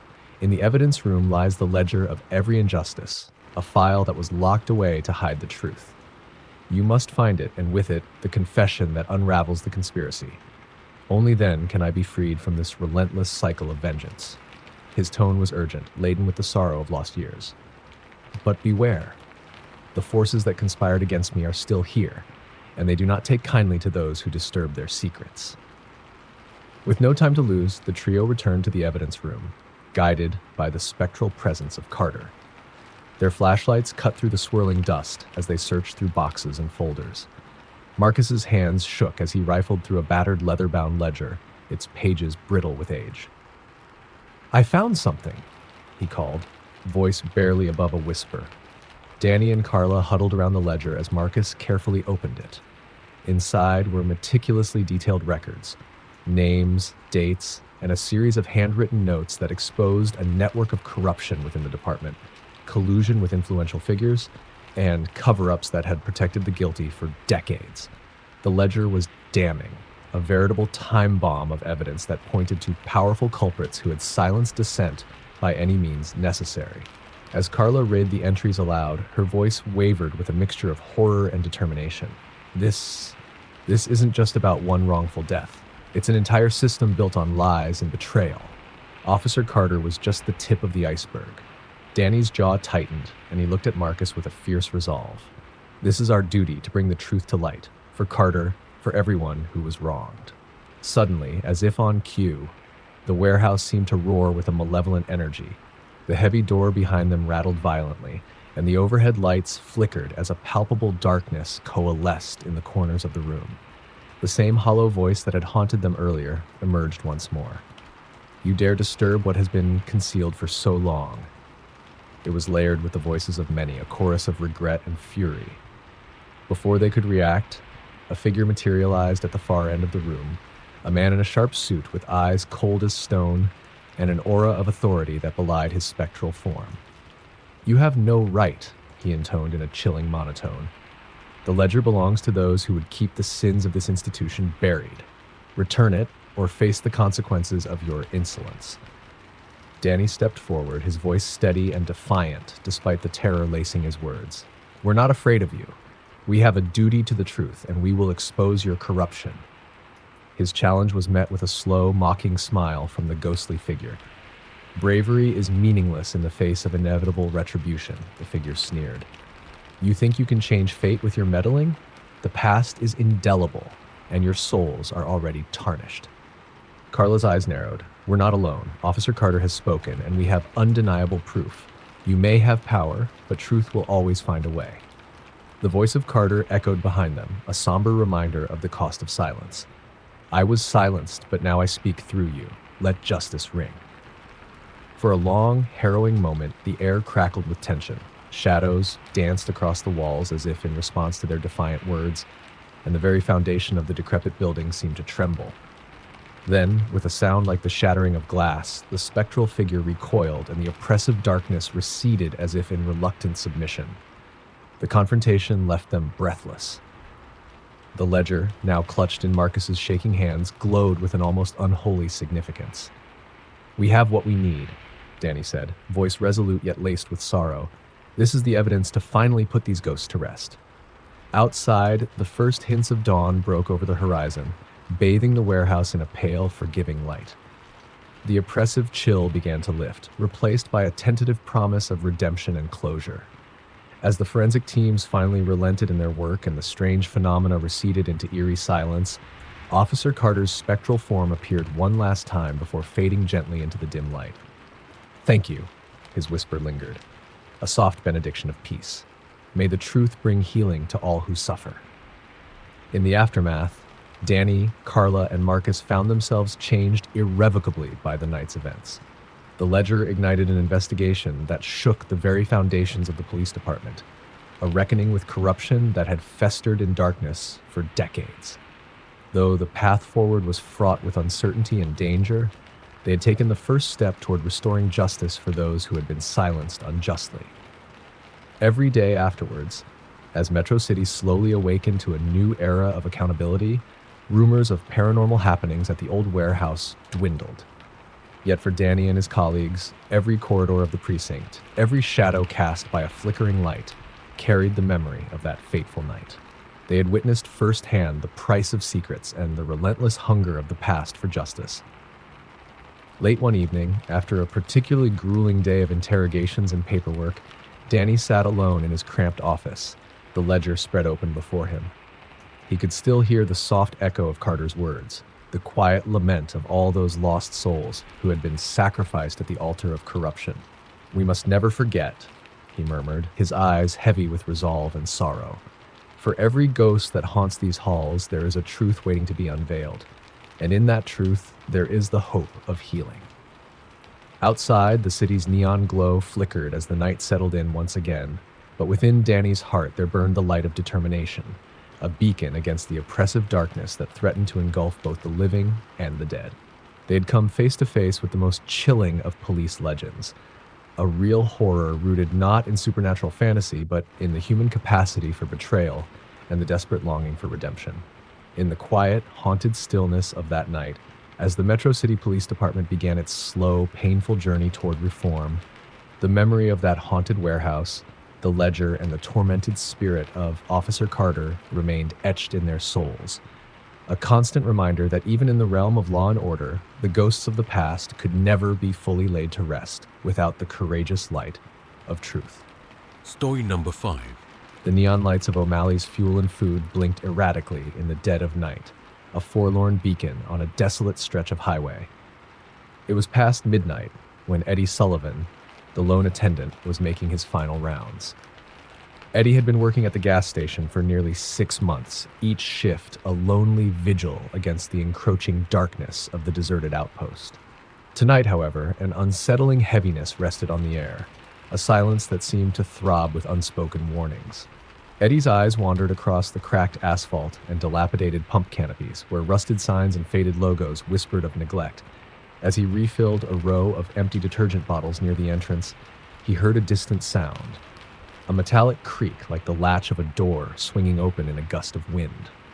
He paused, his heart quickening as he strained his ears in the quiet. Nothing moved at first, but then the sound repeated deliberately as if someone were beckoning him. "Hello?" Eddie called into the void, his voice betraying more uncertainty than he felt. His breath plumed in the chill air, and the wind seemed to carry an echo of his own question back to him. Inside the station, the small convenience store was cluttered with the detritus of long-forgotten promotions and empty shelves. Eddie's shift was almost over. He had counted on the promise of one last cup of coffee from the break room. But the uneasy feeling intensified when he noticed that the coffee machine was humming like it had a life of its own. A buzz from the handheld radio snapped him back to attention. "Attention, all units. Disturbance at O'Malley's. Possible break-in. Respond immediately." The announcement was crisp and monotone, leaving no room for speculation. Eddie's blood ran cold. The radio wasn't typically used for emergencies at a gas station, and the thought of an intrusion in this isolated outpost filled him with dread. He scanned the front of the building. The automatic door was supposed to be closed at this hour, yet a faint glow emanated from within. as if someone had left a light on intentionally. Eddie hesitated before mustering the courage to step outside and approach the building. The door creaked ominously as he slowly pushed it open, revealing the interior bathed in the sickly light of a single ceiling bulb. "Hello," he repeated softly, voice echoing off the walls. As he stepped cautiously forward, he heard another sound, the unmistakable clatter of a box falling over in the back room. His mind raced with possibilities: vandalism, an animal, or something more sinister.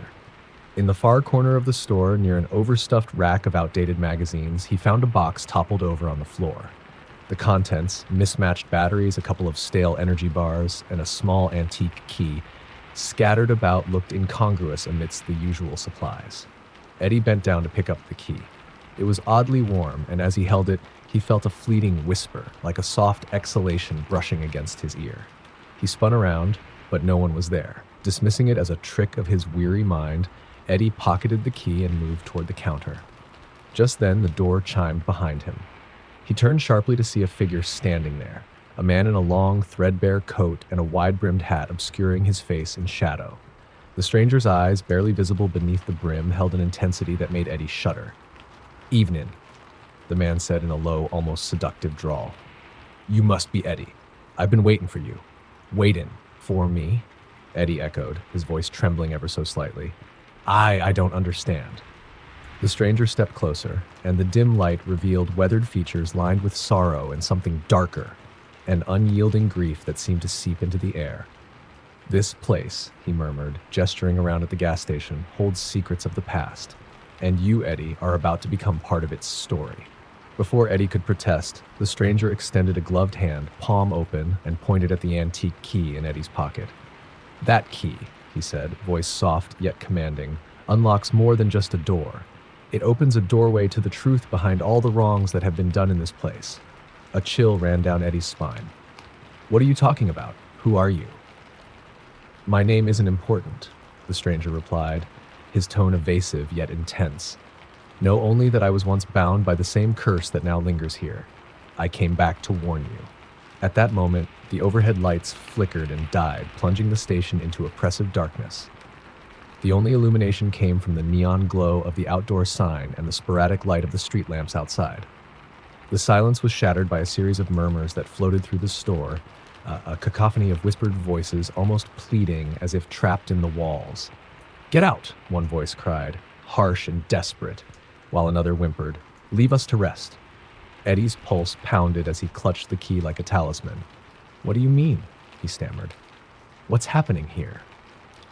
The stranger's gaze flickered toward a far corner of the store, where, to Eddie's astonishment, the shadows seemed to pool and twist. "This station," the man began, "was once a sanctuary on a lonely route, a place where travelers could rest. But it was built on land marred by blood and regret. Decades ago, a terrible accident occurred here, a fire that claimed lives, a betrayal that left souls tormented. The key you hold was part of a ritual meant to contain the darkness.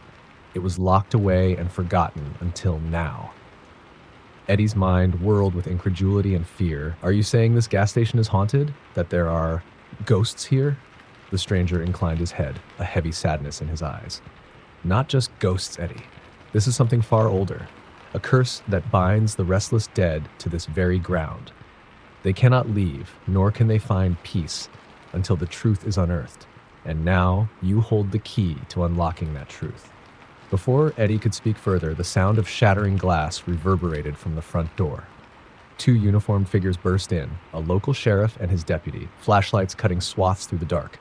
The sheriff's eyes widened as he took in the scene, the mysterious stranger, the unsettled attendant, and the oppressive gloom hanging over the small store.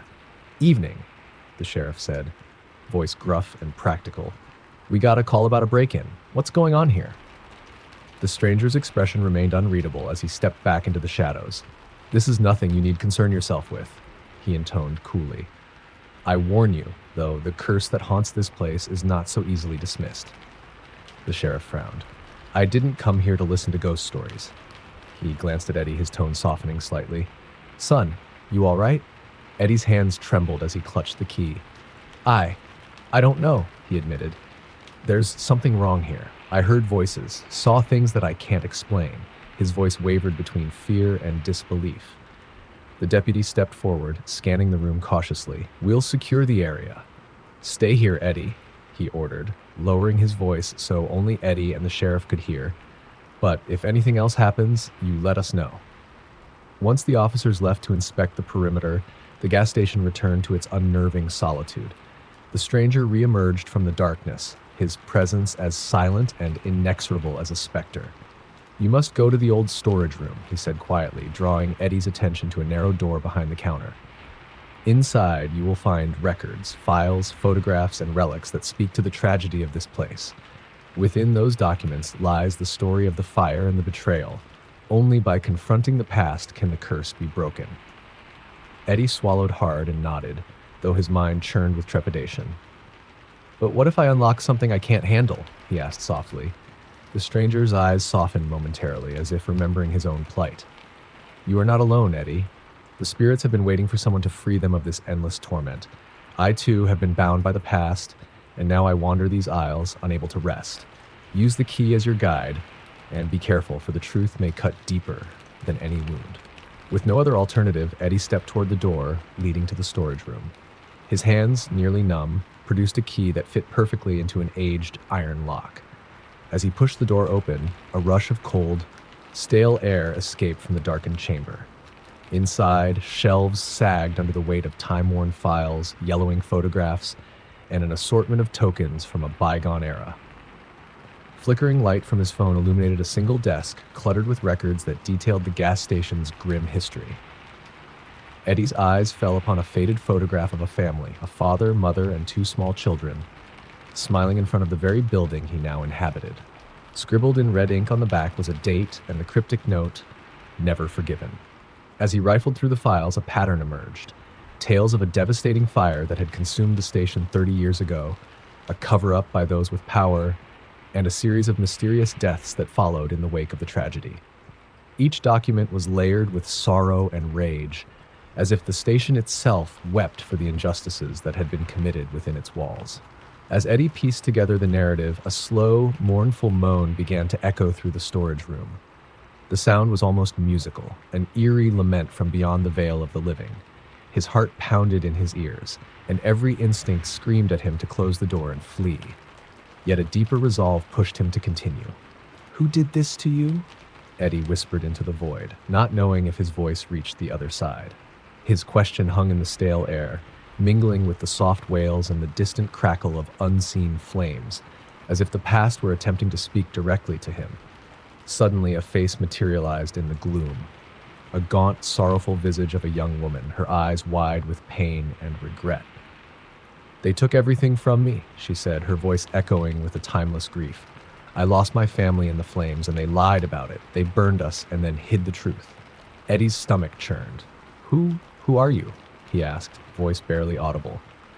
"I was Eleanor," the ghost replied, her image flickering like an old film reel. "I was the daughter of the man who built this station, and I witnessed the betrayal.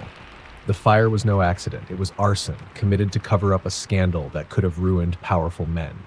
Her eyes filled with a desperate intensity. "They never apologized. They never paid for what they did. And now we are trapped here, forced to relive our tragedy every night." Eddie clenched the key tightly. "How can I help you? How do I break the curse?" A tear slid down Eleanor's pale cheek as she looked at him. "Find the ledger, the confession. It's hidden in the station's archives beneath the main office. With that truth, the spirits can be freed, and the cycle of torment will end." Her voice faded, leaving only a desperate whisper of, "Forgive us." Determined to honor Eleanor's plea, Eddie left the storage room and returned to the main area. Outside, the mist had thickened into an impenetrable shroud as the clock neared 2 in the morning.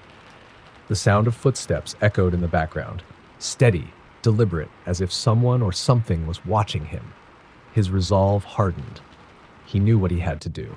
He followed the subtle clues in the records, a mention of a locked filing cabinet in the back office, and found the cabinet tucked behind a stack of old promotional posters.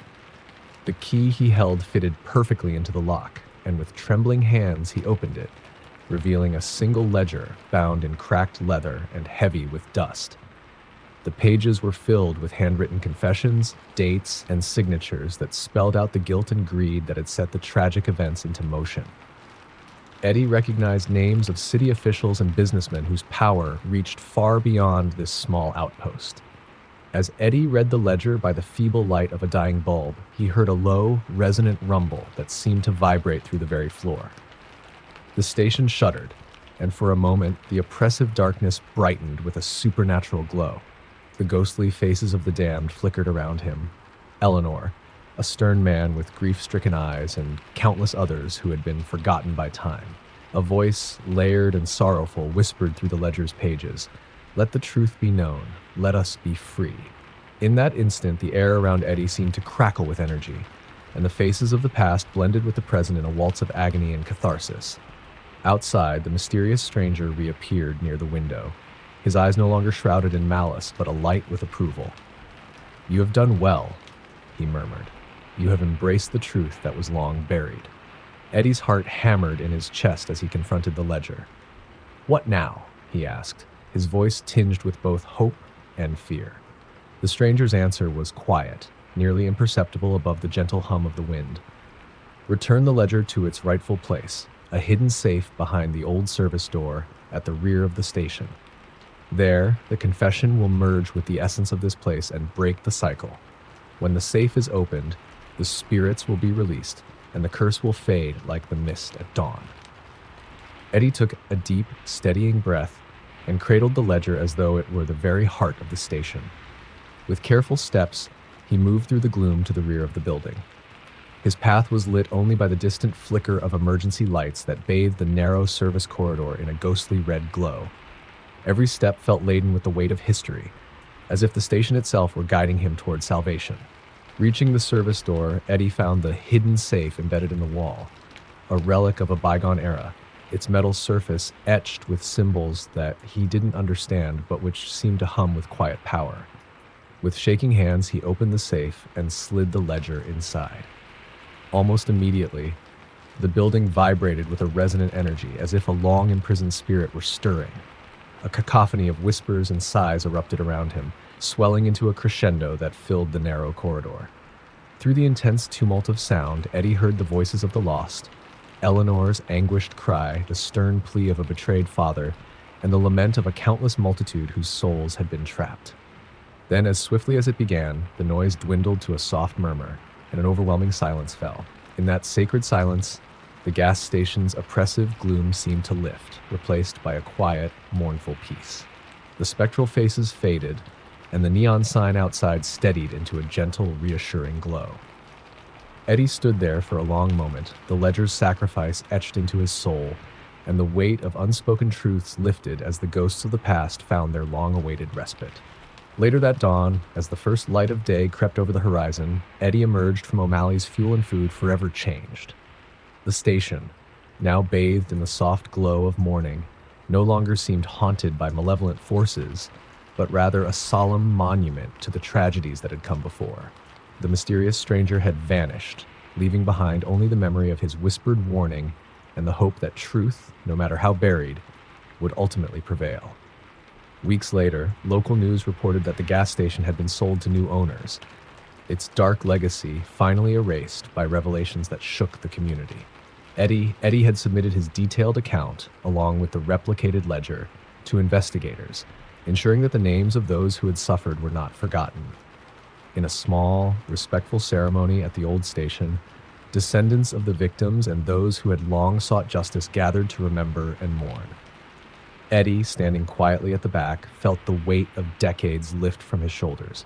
He had faced the darkness, unlocked the secrets, and set the restless souls free. And in doing so, he had become more than just an attendant at a lonely gas station. He had become a guardian of truth, a beacon of hope amidst despair. On quiet nights after that, when the wind sighed through the tall pines lining the highway and the stars shone through a clear, dark sky, Eddie would sometimes stand by the now friendly glow of the neon sign. In those moments, he'd hear soft laughter and distant songs, a gentle reminder from the past that peace had finally been restored. The gas station was no longer a place of fear, but a solemn chapter in the town's history. a story to be told as a warning and a tribute to the souls who had finally found rest. Story number 6. Marquise Grant had been working as a night security officer at the sprawling Walmart on the edge of Cedar Hollow for nearly a year. The megastore, with its vast, brightly lit aisles and bustling daytime crowds, transformed into an eerily silent labyrinth once the clock struck midnight. Although the job was meant to be uneventful, just a few rounds through the empty corridors and parking lots, it had slowly become a crucible where reality and the inexplicable intersected. That particular autumn night, with the wind howling against the building's large glass doors and rustling the leaves in the barren lot, Marquise began his shift as usual. His routine was methodical, checking the registers, inspecting the corners, and monitoring the security cameras from his small, cluttered office in the back.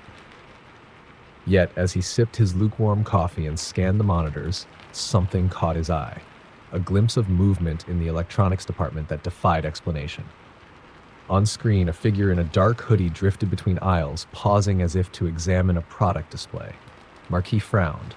It was well past closing time, and every entrance should have been secured. "Hello? Is someone there?" he said into his radio, though he assumed it was only his imagination. The reply was static. Shaking off the chill that crept along his spine, he grabbed his flashlight and headed down an aisle lined with rows of flat-screen televisions and speakers. The fluorescent lights buzzed overhead as he passed rows of merchandise, their reflection in the polished floors creating a kaleidoscope of light and shadows. His footsteps echoed in the cavernous space. Suddenly, a door at the far end of the electronics section creaked open, not the automatic sliding door at the entrance, but a heavy service door typically locked after closing. His heart pounded faster as he approached. "Security? Who's there?" he called. The door remained ajar, and a cool draft spilled out as if welcoming him. With measured caution, Marquise pushed the door open wider and stepped into a small, previously unknown storeroom. Inside, dust motes danced in the beam of his flashlight. Stacks of broken office chairs, empty cardboard boxes, and outdated computer monitors were haphazardly piled in the cramped space. Yet what made his blood run cold was the sight on the far wall, a large, faded poster with the store's logo, now scarred by what appeared to be hastily scratched words, "They never left." Marquise's throat tightened as he slowly backed away and returned to his office. He tried to rationalize it as mere vandalism, a prank from a disgruntled teen, perhaps, but the words echoed in his mind throughout the remainder of his shift. Every so often, his radio would crackle to life with garbled voices and static that almost sounded like whispered warnings. Still, he reassured himself that nothing more than his overactive imagination was at work. At around 2:30 a.m., while making another round through the store's expansive layout, Marquise reached the seasonal department. The aisles were deserted except for a single figure pacing slowly near a display of winter clothing. The figure's head was bowed, and it moved with an odd, jerky gait. Marquise approached quietly, his hand hovering near his holstered flashlight. "Excuse me," he said, his voice steady but cautious. "Can I help you?" The figure slowly looked up. For a moment, Marquise saw only darkness under a brimmed cap, but then the person's eyes emerged, wild, glassy, and filled with a deep, sorrowful intensity. "Leave me," the stranger rasped, his voice a low murmur that seemed to vibrate with pain. Marquise paused, unsure if he was witnessing a distressed homeless person or something altogether more sinister. "Are you all right?" he pressed. "Do you need medical help?" The stranger's eyes darted around wildly before he slumped against a display rack. "They're here," he whispered hoarsely. "They never left, and now neither can you." Before Marquise could respond, the stranger bolted down the aisle and vanished into the dim corridor leading to the loading dock. Marquise stood frozen for a moment. Something about that encounter was profoundly unsettling, a desperate, haunted cry that reverberated in the empty space. He radioed in the incident with a terse message to his supervisor, but received only a brief, "Copy that, keep an eye out," followed by static. Determined to get to the bottom of what he had witnessed, Marquise pursued the trail to the loading dock. The corridors there were less polished, the fluorescent lights flickering sporadically. As he entered the dock area, the heavy steel doors loomed before him. One door in particular was ajar, revealing darkness within the back storage facility. He edged forward slowly, every step accompanied by the sound of his own cautious breathing. Inside, the space was a maze of old merchandise, filing cabinets and storage racks stacked with unsold products. His flashlight beam fell on a narrow staircase leading upward. As he climbed, a nauseating stench, one of decaying fabric and rust, filled his nostrils. At the top of the stairs, the corridor was lined with a series of old offices that had long been out of use. One door was slightly open, and inside he could make out the dim outline of a figure hunched over a desk. "Hello?" Marquise called softly as he pushed the door open further. Inside, an office bathed in the weak light of a single lamp, detailed evidence of something long buried was revealed. The room was in disarray, papers were strewn across the floor, and a large file labeled "Employee Records" lay open on the desk. Amid the clutter were faded photographs of smiling Walmart employees, faces that once radiated pride and warmth. But in one of the photographs, at the bottom of the frame, a note was scrawled in hurried handwriting. "They took them all. No one escapes." Before Marquise could process what he was seeing, he heard a soft click behind him. Turning abruptly, he saw a man standing in the doorway. The man was dressed in a Walmart uniform, but his face was drawn and his eyes, bloodshot and filled with despair, carried an intensity that sent shivers down Marquise's spine. "You're not supposed to be here," the man said, his voice trembling with both anger and sorrow. Marquise raised his hands in a placating gesture. "I'm the security officer. I saw something disturbing near the seasonal department and I followed it. I'm trying to figure out what's going on." The man hesitated, then stepped forward with a wild look in his eyes. "You've awakened something. This place, it's cursed. They say Walmart is more than just a store. It's a vessel that traps us all." Marquise frowned in disbelief. "Traps us? What do you mean?" The man's expression darkened as he produced a crumpled piece of paper from his pocket. "Listen to this," he said in a whisper, handing it over. On it were scribbled notes, dates, and strange symbols. "I work in the inventory department. Every night I see things, shadows that shouldn't be there, doors that open by themselves, and I've heard the cries of those who were wronged, those who never left." Marquise's heart pounded as he examined the paper. The symbols were reminiscent of occult markings, cryptic in nature, as if they were designed to seal away a terrible secret. "Who are you?" he asked gently. "Name's Derek," the man replied, his voice cracking with the weight of a burden he could barely contain. "I've been here for years, and I've seen what you're about to see." He lowered his voice. "It's not just the store, it's the souls. The souls of employees and customers alike who suffered under its corporate greed. Long ago, there was an incident. A massive fire, cover-ups, and a scandal so dark it was buried by those in power. They say the evil that spread that night still roams these halls, feeding off misery and regret." Marquise struggled to reconcile the mundane nature of a retail giant with the sinister force that Derek described. "A fire?" he inquired. "I never heard of any fire at this location." Derek's eyes flashed with bitter recollection. It wasn't an accident. They were silenced. But in the process, something terrible was unleashed. The building became a trap, a limbo where the past continues to bleed into the present. At night, when the world is asleep, you can hear the echoes of their screams. A heavy silence filled the room as Marquise absorbed Derek's words. Outside the window, the hum of the refrigerated cases and the distant sound of a car engine were the only normal noises. "I've seen things on the cameras," Marquise admitted. "Figures in the aisles, whispers on the radio. I thought it was just my nerves, but now I'm not so sure." Derek leaned forward, voice low and ominous. "They are watching. They wait in the shadows, and if you disturb the balance, they will make their presence known." At that moment, a low, almost imperceptible moan seemed to rise from the walls, as if the building itself were in pain. Marquise's radio crackled to life once more with a panicked voice from the main store floor. "Security, we have a situation. Something in aisle 7. The transmission ended abruptly with a harsh static. Heart pounding, Marquise and Derek exchanged a look before rushing out of the office toward aisle 7. The corridor was dim and oppressive, the overhead lights flickering as if struggling against an unseen force. As they reached the aisle, the temperature dropped noticeably and the air felt heavy like thick velvet. In the center of the aisle, a disheveled figure crouched near a display of discounted electronics. It was a young woman, shaking violently, her eyes wide and wild. "Help me," she gasped, voice barely audible. "They're here. I saw them. Faces, eyes, screaming." Derek knelt beside her, offering a comforting hand while Marquise scanned the aisle with his flashlight. "Calm down," he urged. What did you see? The woman's voice trembled as she recounted her encounter. It was like the store came alive. I saw people from decades ago, their faces twisted in agony. One man, he reached out as if begging for mercy, and the walls were covered in words, curses from the past. I ran and hid behind these shelves.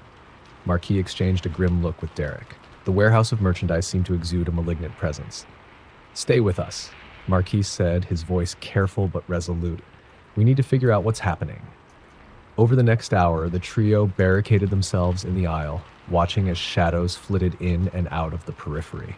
The overhead lights dimmed further, and the temperature dropped until their breaths became visible in the harsh beam of the flashlight. In the tense silence, eerie whispers began to seep from the walls, as if the store itself were speaking in voices long silenced by time. Leave. Now. The voices intoned intermittently, each plea more desperate than the last. It was as if 1,000 souls were trying to claw their way free. A sudden crash echoed from the back of the aisle, and a row of display stands toppled over as if pushed by invisible hands. The woman shrieked, and Derek pulled her close. Marquis, now fully alert, walked toward the source of the noise, his determination mounting in the face of mounting terror. In the far end of the aisle, behind a display of flat-screen TVs, Marquis caught sight of something that froze his blood. There, illuminated by the flickering light, was the spectral figure of an older man in a Walmart vest. The uniform worn not long ago by a manager he vaguely remembered. The figure's eyes were hollow and his face contorted in a mix of sorrow and rage. Who are you? Marquis stammered, as the figure drifted closer, leaving behind a chill that seemed to seep into the bones of the store. The apparition's voice was low and pleading. I am Thomas Harding. I worked here, and I was betrayed. They silenced my voice, and I was left to rot in the ashes of corruption. The ghost's eyes flickered with an intensity that bordered on madness. The secrets of this place, they are bound in misery. I beg you, if you can hear me, help us. Free us from this endless torment. Before Marquis could respond, the lights surged and flickered violently, as if struggling against an unseen tempest. The spectral figure of Thomas began to fade into the darkness, leaving behind a trail of whispered regret. Thomas, Derek murmured, his voice thick with emotion, we have to do something. This store, it's become a prison for the souls of those wronged. Marquis nodded, though his mind reeled with the enormity of the revelation. I remember reading something in the security logs, he said slowly, about an incident. Years ago, there was a fire in the store's back rooms. They said it was an accident, but several employees died that night, and there was never any closure. Derek's eyes narrowed. I've heard the rumors. That night, during the closing shift, there were whispers of something going terribly wrong. They hushed it up, covered it over, and built a new facade over the old wounds. Marquis's flashlight began to tremble in his grasp as the whispers grew louder, more insistent. We need to find the evidence, he declared. There's got to be a record, a log, or a file that explains what happened that night. The trio quickly regrouped and made their way to the employee break room, a small, unassuming office tucked behind the customer service counter. In the break room, amidst scattered coffee cups and faded motivational posters, Marquis discovered an old, dust-covered filing cabinet with a single drawer left slightly ajar. Prying it open, he found a folder labeled Incident Report 11/12/98. The yellowed pages told a grim tale of a catastrophic fire that had broken out in a storeroom adjacent to the main merchandise area.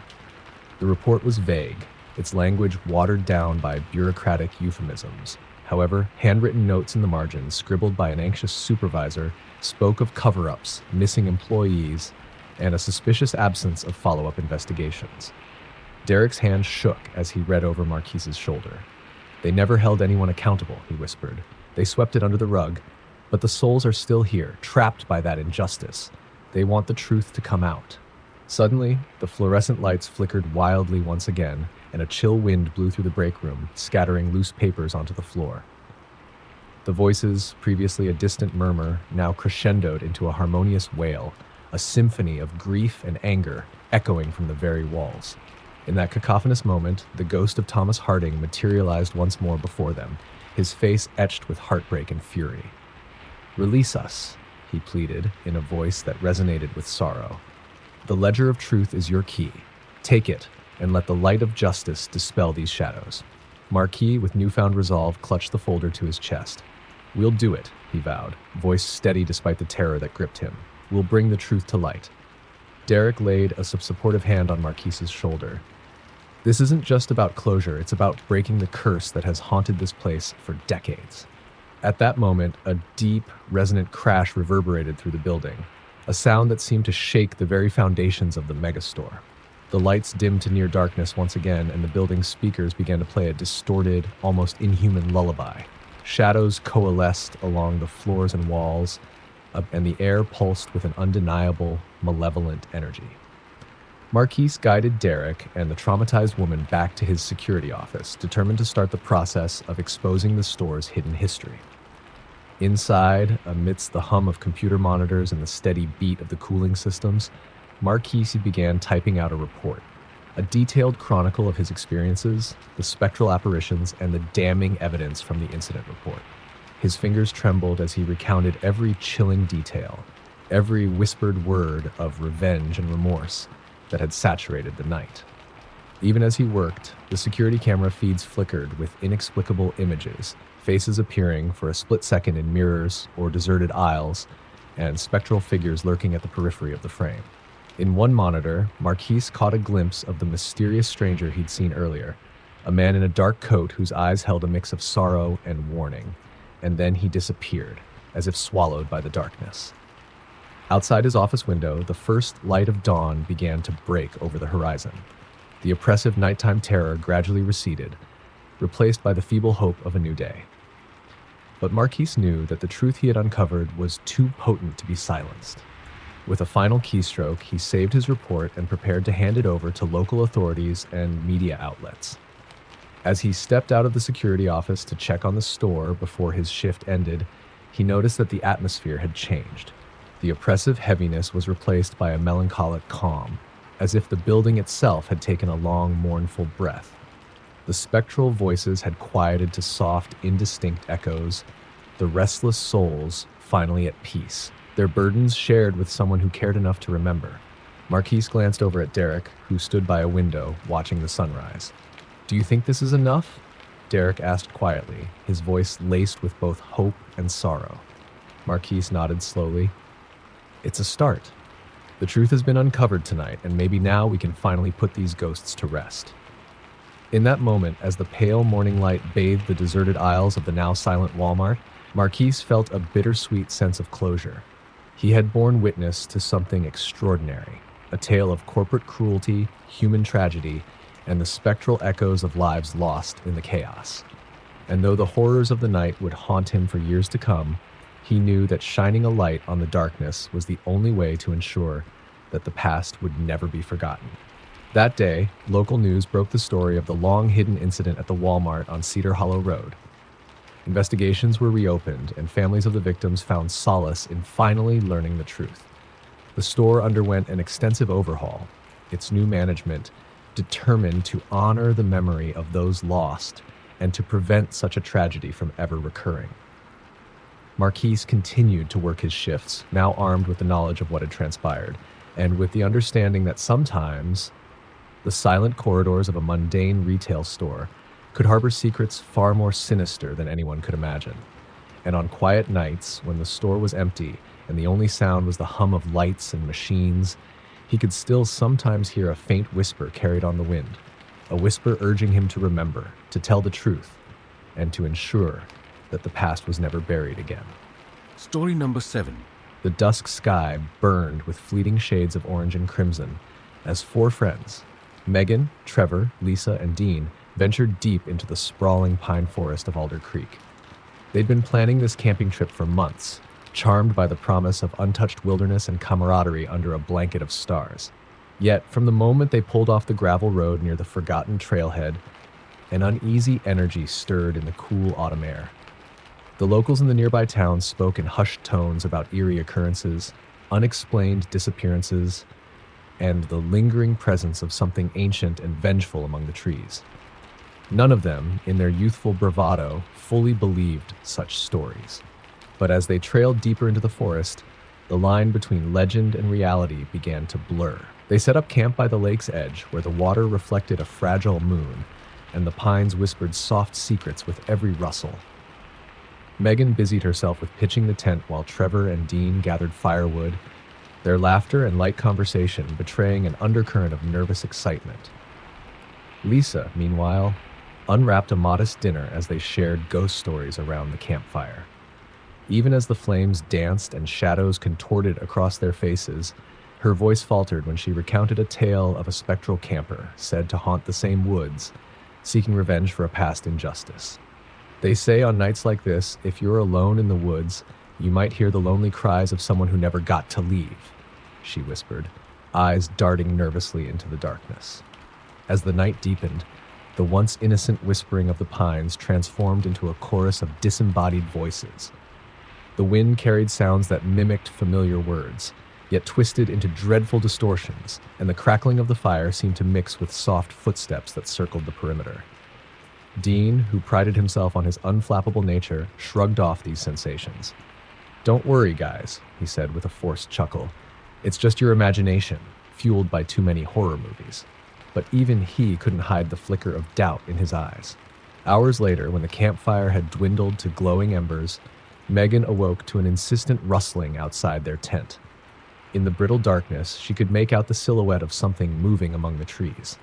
Heart pounding, she gently nudged Trevor, who blinked sleepily before sitting up. "What is it?" he murmured, rubbing at his eyes. Megan pointed the tree line, where shadows merged into each other in unnatural patterns. They listened in tense silence. The sound resembled the dragging of footsteps on the damp forest floor, intermingled with a low, sorrowful moan that seemed too human for comfort. Unable to shake the palpable dread that now blanketed the campsite, the group decided to investigate. Clutching flashlights, they stepped out into the chilly night. Lisa's voice trembled as she said, "Maybe we should call it in, tell someone." But Dean, ever the skeptic, retorted, "There's no one out here. We're miles from civilization. Let's just see what's causing that noise." They moved as one toward the heart of the forest, the beams of their flashlights jittering over gnarled roots and slick, dew-spattered foliage. In the distance, between clusters of ancient trees, a small clearing emerged. There, huddled against a fallen log, was a lone figure clad in faded, tattered camping gear. The stranger's face remained hidden under a soaked hood, and his eyes glimmered with an otherworldly sadness.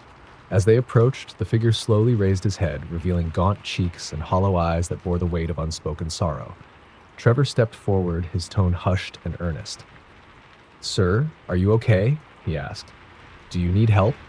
The stranger's voice, a brittle whisper that scraped against the silence, answered, I never left."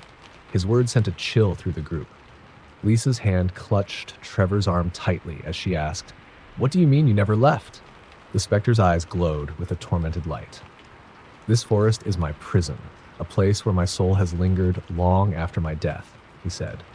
"I was betrayed, left to die in these woods, and ever since then I've wandered, tethered to this place by grief and hatred."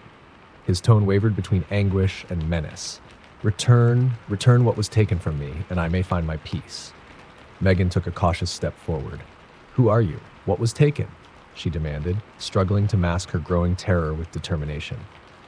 The ghostly figure's head drooped, as if weighed down by centuries of regret. I was a camper, just like you long ago," he rasped. "A family heirloom, a locket, was stolen by those I trusted. In the flames of betrayal, I perished. That locket holds the key to my redemption, and if you find it, perhaps you can help me move on." Tension thickened the night air as the friends exchanged glances.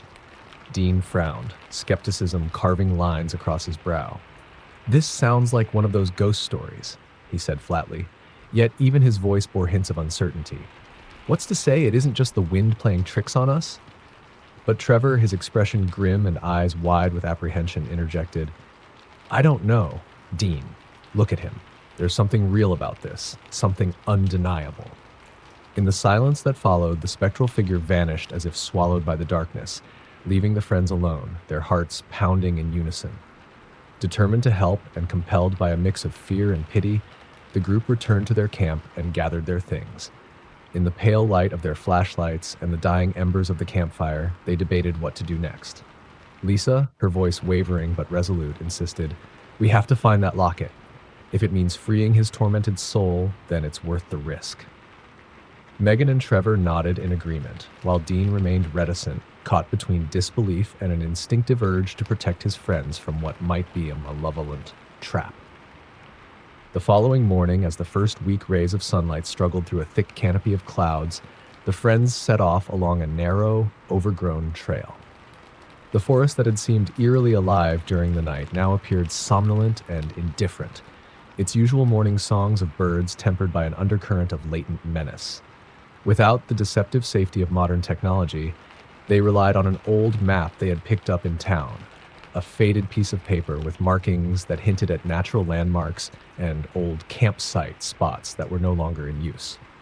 After hours of careful trekking and searching along the banks of a stream, Megan's sharp eyes caught sight of something glinting among the rocks. Kneeling beside the water, she uncovered a small ornate locket partially covered in dirt and moss. It was simple, made of tarnished silver, and engraved with the initials E.H., the very inscription that the ghost had alluded to. "I found it," she exclaimed, holding the locket up to the morning light. Its delicate details seemed out of place in this harsh wilderness, yet inexplicably, it radiated an aura of deep sorrow and timeless longing. The moment Megan picked up the locket, the wind shifted. A sudden gust, cold and foreboding, whipped through the trees, stirring the underbrush into a frantic dance. It was as if the forest itself had acknowledged the retrieval of the heirloom. The friends gathered around her, their expressions a mixture of relief and foreboding. Trevor's voice broke the silence. "We have to return it. That ghost said it will free him. We can't leave him trapped here." Reluctantly, they followed a narrow, winding path deeper into the forest, guided only by the sporadic rays of sunlight filtering through the dense foliage and their own growing anxiety.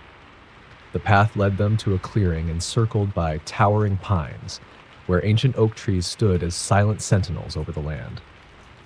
In the center of the clearing lay a weathered stone altar, half consumed by tangled undergrowth and the passage of time. Faded carvings adorned its surface, symbols that none of them could decipher, but which resonated with an eerie, almost sacred significance. "Maybe this is it," whispered Lisa, her eyes fixed on the altar. "This must be where he wants us to bring the locket." Megan stepped forward, her heart pounding as she hesitated before the stone. With trembling hands, she slowly placed the locket into a shallow depression in the altar, the metal cool against her skin. A heavy silence descended. For a long, agonizing moment, nothing happened, until the ground beneath the altar began to vibrate softly, as if stirred by a long-forgotten heartbeat. Then, just as abruptly as it started, the tremors ceased. The air grew still and the forest's oppressive tension seemed to abate slightly. In that charged silence, a voice, soft and laden with centuries of sorrow, whispered out of the stillness, "Thank you. At last, I am free." The words echoed around the clearing, reverberating off the trees and mingling with the rustling leaves. From the shadowed edge of the clearing, the spectral figure of the camper reappeared. His eyes, once hollow and mournful, now shone with relief. "I have waited too long in torment," he murmured, his tone laced with both sadness and gratitude. "I was Edward Harding, and I was betrayed by those I held dear. My soul has been bound to this forest, a prisoner of my own anguish. But now, with the locket restored to its rightful place, my suffering can finally end." Tears welled in Megan's eyes as she stepped closer. "Edward, I'm so sorry for what happened," she said, voice barely above a whisper. "We only wanted to help." Edward's spectral form seemed to flicker in the soft morning light. "Your kindness has released me from a fate worse than death," he replied. His gaze swept over his rescuers, and for a moment, his sorrowful expression gave way to one of gentle acceptance. "But take heed, dear travelers. This forest holds many secrets, and not all are as forgiving as mine. Respect its bounds, and let the past lie in its eternal rest." A profound silence fell over the clearing as Edward's form began to dissipate like mist in the morning sun. The friends stood together, their hearts pounding with the weight of what they had witnessed. Though relief mingled with sorrow, the encounter had irrevocably changed them. Their mission had begun as a light-hearted search for adventure, a chance to bond over ghost stories and the thrill of nature.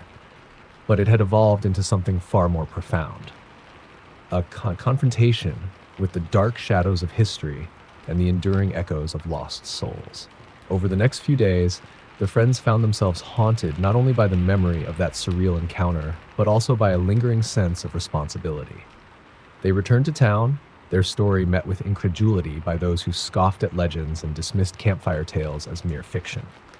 Yet as word spread, more whispered accounts emerged of inexplicable phenomena in the forest, of campers lost in its depths, and of a mysterious guardian spirit who roamed the pine groves protecting ancient secrets. In the local diner, Trevor overheard an old trucker mutter, "They say that night in Alder Creek, when the moon was blood red, the dead came calling, seeking justice." Across the room, an elderly woman nodded slowly, eyes distant. "I remember my brother went camping there in '89, she said softly. "They found his gear scattered, his tent burned, but no body. Folks say he was taken by something beyond this world." Though the details varied, one thing became clear. The forest of Alder Creek was a keeper of tragedies, a silent witness to secrets that demanded remembrance and reparation. Megan often found herself drawn back to the clearing, the altar now overgrown with ivy and wildflowers, a somber shrine to a spirit finally laid to rest. There she'd sit in quiet contemplation, listening to the subtle language of the wind and the rustling leaves, as if the forest itself whispered a thank you to those brave enough to honor its history. Dean, though still skeptical of supernatural explanations, couldn't ignore the undeniable transformation in their friend group. The events of that night had stripped away their youthful invincibility, replacing it with a cautious respect for forces beyond human control. Late at night, when the campfire's glow had long faded and the darkness reasserted its dominion, he would sometimes lie awake recalling Edward's parting words. In those moments, the rational explanations he clung to felt pitifully insufficient in the face of such raw, transcendent sorrow and fury. Lisa, too, found her life subtly altered by the ordeal. She began volunteering at a local historical society, researching old newspaper clippings and town records in the hope of piecing together other forgotten tragedies tied to the forest's dark legacy. In her mind, the forest had ceased to be merely a place of recreational escape. It was now an enduring testament to the intertwined fates of its visitors and the hidden specters of history. As summer turned to autumn once more, the four friends gathered for another camping trip near Alder Creek, this time with a reverence that bordered on solemnity rather than reckless excitement. They brought along new companions, warning them of the old legends and the true price of disturbing the past. Around the campfire, in the crisp night air illuminated by a quilt of stars, they recounted their story with trembling voices and measured pauses, their words filled with both wonder and warning. "Remember," Megan said as the flames flickered in a steady rhythm, "our actions here matter. The forest remembers every step, every word uttered in anger or pity. It holds us accountable." Trevor added softly, "I still hear whispers sometimes in the rustling of leaves or the howl of the wind. It's as if the forest speaks of loss, urging us to learn from it." Even Dean, normally so dismissive of the supernatural, nodded gravely in agreement. That night, as the fire cast long, dancing shadows against the tent walls, an eerie quiet fell over the campsite. In the stillness, a sudden rustle outside the circle of light sent a surge of adrenaline through the group. Dean was the first to seize his flashlight, blazing a narrow beam through the darkness. At first, nothing but the impenetrable black of the forest greeted him. Yet, just for a heartbeat, the beam caught a reflection, an old, sorrowful pair of eyes, almost as if peering from behind a tree. Dean froze. The eyes vanished as quickly as they appeared, leaving behind only the memory of a gaze heavy with regret and unspoken warning. In the delicate balance between memory and myth, the forest of Alder Creek had woven its truth into their lives. And though many dismissed such tales as fanciful escapism, those who had lived through that nightmare would forever carry a secret, a knowledge that the past can rise again, carried on the wind, whispered in the pines, and etched into the soul of every camper brave enough to wander its haunted paths. For them, the experience was not merely an eerie tale to be recounted at parties, but a transformative encounter with the real, raw edges of human suffering and the enduring power of forgotten memories. In the chill silence of the woods beneath the ever-watchful stars, they learned that some scars never fade. They are carried not only in the heart, but in the spirit of the land itself. And so, as the embers of the campfire died down and the forest reclaimed its dark domain, the story of that fateful camping trip remained etched into the annals of Alder Creek, a chilling reminder that in the heart of the wilderness, the past is never truly gone. It waits patiently, in the rustle of the pines, in the whisper of the wind, and in the soft murmur of lost souls, ever ready to remind the living that sometimes true escape lies only in remembrance. Story number 8. Lance, Dusty McAllister's old Chevy, had seen more miles than any man should count, and tonight the lonely highway stretched out before him like a ribbon of possibility and regret. Dusty had been planning this road trip for weeks, a spontaneous escape after a grueling year of broken promises and bitter routines in the big city. He wasn't alone on this journey.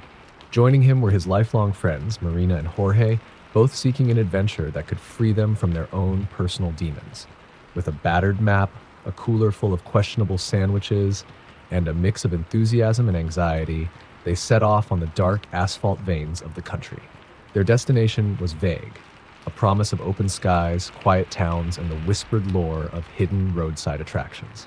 They were aiming for a distant mystery mile, as the old local diner on the outskirts of their hometown put it, hinting that beyond there, secrets of the past still lurked. The radio played old rock classics that mingled with the rhythmic thrum of the Chevy's engine. As the night deepened, the neon lights of the city faded into a black canvas pierced by sporadic highway lamps. The mood shifted. Light-hearted laughter gave way to reflective silence, and even the stars overhead felt burdened by history. For the first leg of their journey, the trio cruised along a rarely traveled stretch of highway. The scenery was simple: fields bending in the wind, farmland bordered by wild hedgerows, and small clusters of trees that looked like nature's sentinels. Marina, ever the optimist, pointed out a sign for a haunted monument park in the distance. "I read somewhere that the monument there is built to honor lives lost on this very road," she said, her voice tremulous with a blend of excitement and unease. Jorge, who generally preferred to keep his eyes on the highway, simply grunted in agreement as if he'd seen enough inexplicable events in his lifetime. The road seemed endless, and soon, as the digital clock on the dashboard crept past midnight, a thick fog began to descend. The mist swallowed the road ahead, blurring the border between reality and nightmare. Dusty gripped the wheel tighter, his knuckles white as a sense of foreboding settled over them. The radio shifted abruptly, and for a heartbeat, all they heard was static and a low, barely discernible whisper, like an echo of voices from nowhere. Marina frowned and whispered, "Did you guys hear that?" Jorge nodded slowly, his eyes narrowing. "Probably just the wind," he muttered, though his tone betrayed uncertainty. Yet every familiar landmark melted away into the shrouded unknown. The fog rolled on, and after a while they approached a weathered sign that read, "Welcome to Blackwater, population 23. The name and the microscopic census figure made Marina shiver. "Blackwater? Never heard of it," she said, glancing at Jorge for reassurance. Dusty paused at an intersection where the road veered sharply, and an old diner, its neon sign sputtering Marge's Roadside Diner, appeared like a mirage against the gloom. Deciding that a break was needed, they pulled into the nearly deserted parking lot. The diner, once a bustling pit stop, now looked like a relic from another era, its windows grimy, the awning frayed, and the parking lot littered with rusted cars and remnants of bumper stickers. Dusty parked the Chevy in a far corner, far from any potential hazards. The trio, still uneasy from the oppressive fog, stepped out under a canopy of flickering street lamps. Inside, the diner smelled of stale coffee and old fries. Behind a counter piled with chipped ceramic mugs and a vintage cash register that clattered when opened, Marge, a middle-aged woman with tired eyes and a steady, almost resigned smile, attended to a solitary customer in the back. "Welcome to Marge's," she said in a husky tone that barely masked sorrow. "You folks need a bite to eat or maybe some direction?" After exchanging pleasantries, Dusty ordered a coffee while Jorge and Marina scanned the room. The diner was nearly empty except for a few locals who looked like they'd been trapped in this place for eternity. An old man in a faded leather jacket sat alone, his eyes fixed on a television that played static. The chatter among the few customers was subdued, punctuated by murmurs about the strange happenings on the road and the ghostly hitchhiker said to appear along that stretch, dragging souls into oblivion. Marina leaned toward Jorge. "Did you hear? They say that sometimes you'll see a woman in white hitchhiking pleading for a ride, only to vanish if you try to stop." Georges' eyes flickered with a mix of skepticism and something darker. Legends grow on lonely roads, he said, though his voice quivered as if he remembered more than he was willing to admit. After a few minutes of uneasy conversation with Marge, who recounted in a low, gravelly voice the tale of a woman who vanished after a fatal accident on the highway decades ago, they decided it was time to leave. Dusty, feeling the weight of impending doom, took the Chevy and headed back onto the slippery road. As they resumed their journey, the fog thickened, and the road became less certain, twisting unexpectedly beneath the dim lights. Hours passed in an oppressive silence that was broken only by the occasional beep of the windshield wipers. It was then that, on a lonely stretch of road flanked by skeletal trees, a figure appeared in the distance, a solitary silhouette standing by the roadside, arm outstretched as if beckoning. Dusty slowed the Chevy, his heartbeat echoing in the quiet cabin. "Look," he murmured, pointing at the figure. Marina squinted into the gloom. "A hitchhiker? In this weather?" she asked. Jorge, now visibly tense, gripped his seat. The figure came closer, or so it seemed in the murky half-light, and soon a frail, translucent woman in a long, tattered dress materialized under the amber glare of the headlights. Her eyes were deep pools of sorrow, her lips quivering in silent desperation. Dusty rolled down the window. "You need a ride?"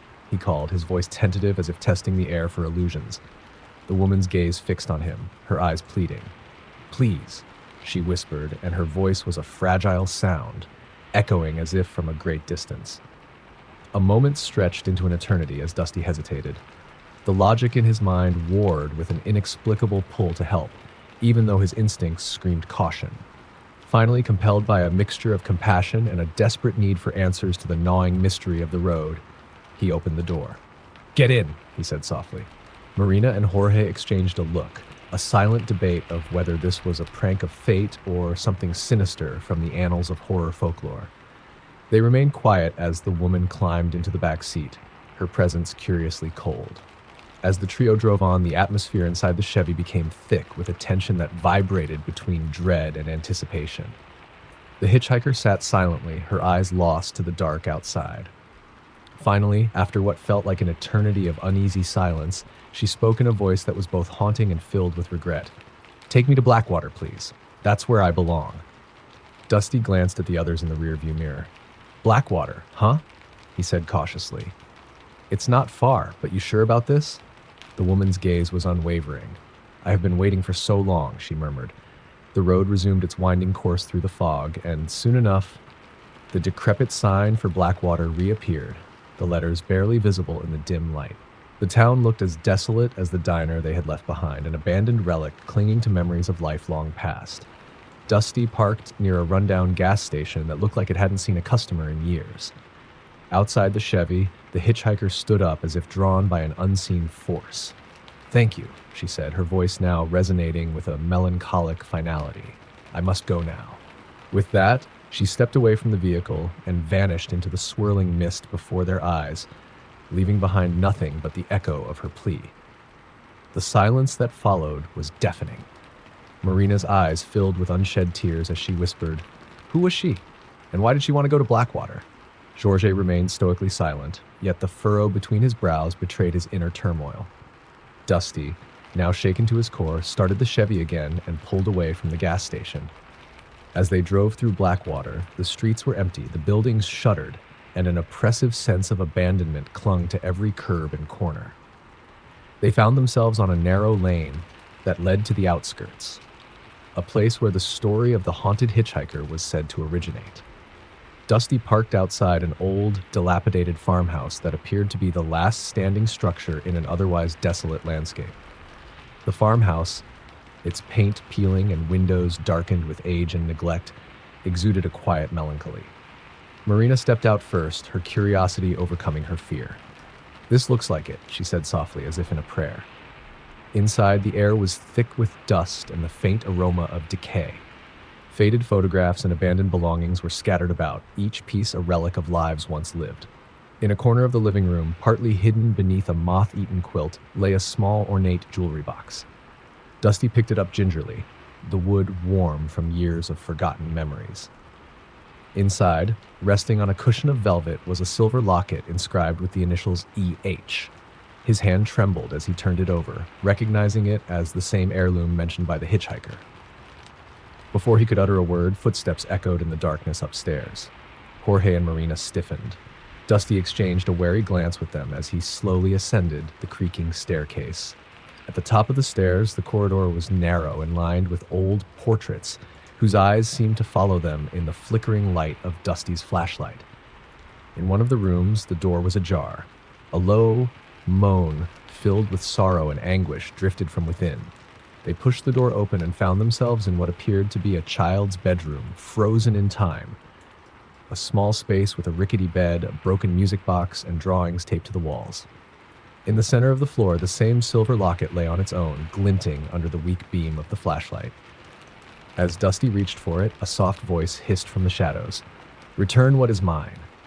The voice was neither male nor female. It was a lament that seemed to carry the weight of unspoken tragedy. Marina's eyes widened as she stepped back. "Who's there?" she demanded, her voice echoing in the small room. The locket fell from Dusty's hand, clattering against the wooden floor. For a heart-stopping moment, nothing happened except the echo of that mournful plea. Then the room's temperature plummeted. The air thickened, and the shadows coalesced into a vague, indistinct form. A spectral child, its face blurred and its eyes holding a sorrow so profound it was almost unbearable.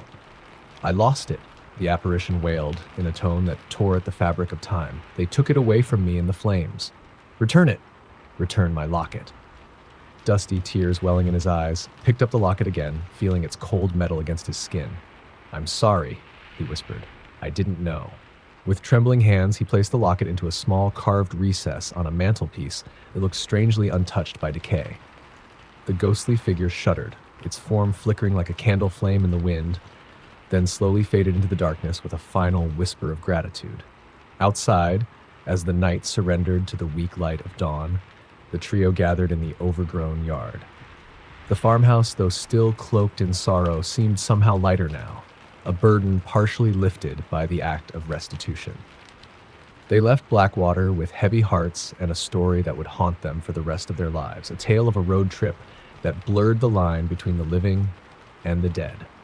A journey into the realm where lost souls roamed restless highways and the echoes of past tragedies whispered through abandoned homesteads. On the drive back to civilization, the mood in the Chevy was reflective and silent. Dusty, Marina, and Jorge barely spoke as the miles rolled by. Yet, in the quiet moments between the hum of the engine and the whispers of the wind, each of them carried a secret. A memory of the spectral hitchhiker, the haunted farmhouse, and the unresolved sorrow that had been set free that night. They knew, without speaking, that their road trip had transcended a mere escape from everyday life. It had become a pilgrimage, a journey into the depths of pain, forgiveness, and the unyielding grip of the past. In the rearview mirror, they often caught fleeting images of headlights in the fog or the ghostly glimmer of eyes watching from a distance, as if the road itself refused to let go of its secrets. Years later, when friends and family would ask about that fateful trip, their story would grow with each retelling, a legend woven into the tapestry of real road trip scary stories. It was a reminder that even on the open road, where freedom and endless possibility meet, the past has a way of catching up with you, clinging to the back seat, and forever altering the course of your destiny. Story number 9. The ocean had a way of swallowing secrets whole, a vast, churning expanse that whispered ancient sorrows to anyone daring enough to listen. Captain Elise Moreno had spent years sailing the Atlantic's temperamental moods, but nothing in her seasoned past could have prepared her for the horrors that would soon emerge from the fathomless deep. It all began on a crisp autumn morning when she and her crew, veteran sailor Jonah Reed, scientific consultant Dr. Iris Chang, and a cautious deckhand named Malik, set sail on her sturdy but time-worn research vessel, the Sea Raven, for an expedition aimed at studying unusual migratory patterns off the northeast coast. The journey started innocuously enough. The crew gathered on the weathered deck as the sun cast a warm glow over the horizon, promising an auspicious day. Elise reviewed the day's plan with measured enthusiasm.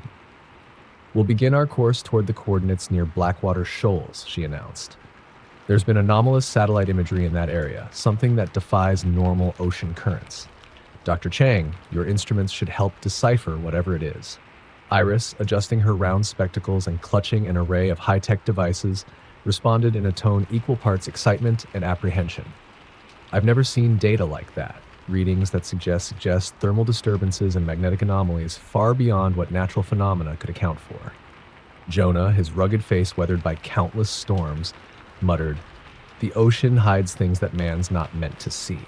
Malik, quiet and observant, simply nodded, his eyes fixed on the dark blue water as if trying to read its secrets. The Sea Raven's engine growled to life, and as the vessel slipped away from the harbor, the coastline receded like a memory. Early on, the crew noticed the water behaving oddly. Ripples in the normally placid surface shimmered with a surreal iridescence. The instruments flickered in erratic patterns, confirming Iris's fears. Something was not right beneath the surface. Elise ordered, "Steady as she goes. Keep a close watch on the readings. I want to know every change in the current, every pulse of energy." For hours, they sailed through an ocean that increasingly felt like the edge of a nightmare. Dark clouds gathered, and a bitter wind began to whip across the deck. Jonah steered the helm while Malik secured loose lines. Elise stood at the bow, scanning the horizon for any sign of danger. It was then that the first unexplainable phenomenon occurred. A glowing, phosphorescent shape appeared in the water, undulating and shifting in ways that defied logic. Iris gasped. "Look at this, Captain. It's like something alive, moving with purpose." Despite his steady hands on the wheel, Jonah's expression betrayed a flicker of unease. "It's just bioluminescence, isn't it? It happens when conditions are right." His words, meant to be reassuring, sounded hollow against the mounting tension. As the light faded, they pressed forward toward Blackwater Shoals. But the ocean soon revealed more of its secrets. The wind increased, and the sea churned violently as though summoned by an unseen force. Waves crashed over the bow, and the Sea Raven trembled under the assault. Elise's voice, calm yet resolute, cut through the roar of the storm. "All hands, brace yourselves, secure everything. This isn't our ordinary squall." Inside the small cabin, Iris pored over her instruments, and her voice came out in a strained whisper. "The anomalies are intensifying. There's a rhythmic pattern in the data, like a heartbeat. It's almost deliberate." Malik's eyes darted around as if expecting to see shapes in every shadow, while Jonah and Elise worked to keep the vessel steady against towering waves. Then, as if nature itself had conspired with something darker, the Sea Raven's lights flickered and died. In the pitch darkness, the crew relied on the sound of crashing waves and the frantic beating of their hearts. Elise's voice resounded with determined authority. "Stay calm, everyone. We will get through this." But even as she spoke, a low, guttural sound emanated from beneath the water, a sound that seemed to echo the very pulse of the earth and sent shivers down everyone's spine. For an agonizing moment, time seemed to stretch. The storm raged around them, and the ocean roared with an almost primal fury. Suddenly, in the middle of the chaos, a colossal shape surged upward, a dark, amorphous figure rising out of the depths like an ancient leviathan awakened from a long slumber. Its form was indistinct, shifting between liquid and solid, but its presence was unmistakable. It was a being that belonged to the abyss, and it was watching. Jonah's gruff voice cracked over the din. "Captain, what in God's name is that?" Elise didn't respond immediately, her eyes fixed on the emerging nightmare. Then, in a barely audible murmur, she whispered, "That is no natural creature." Iris trembled as she recorded the sight.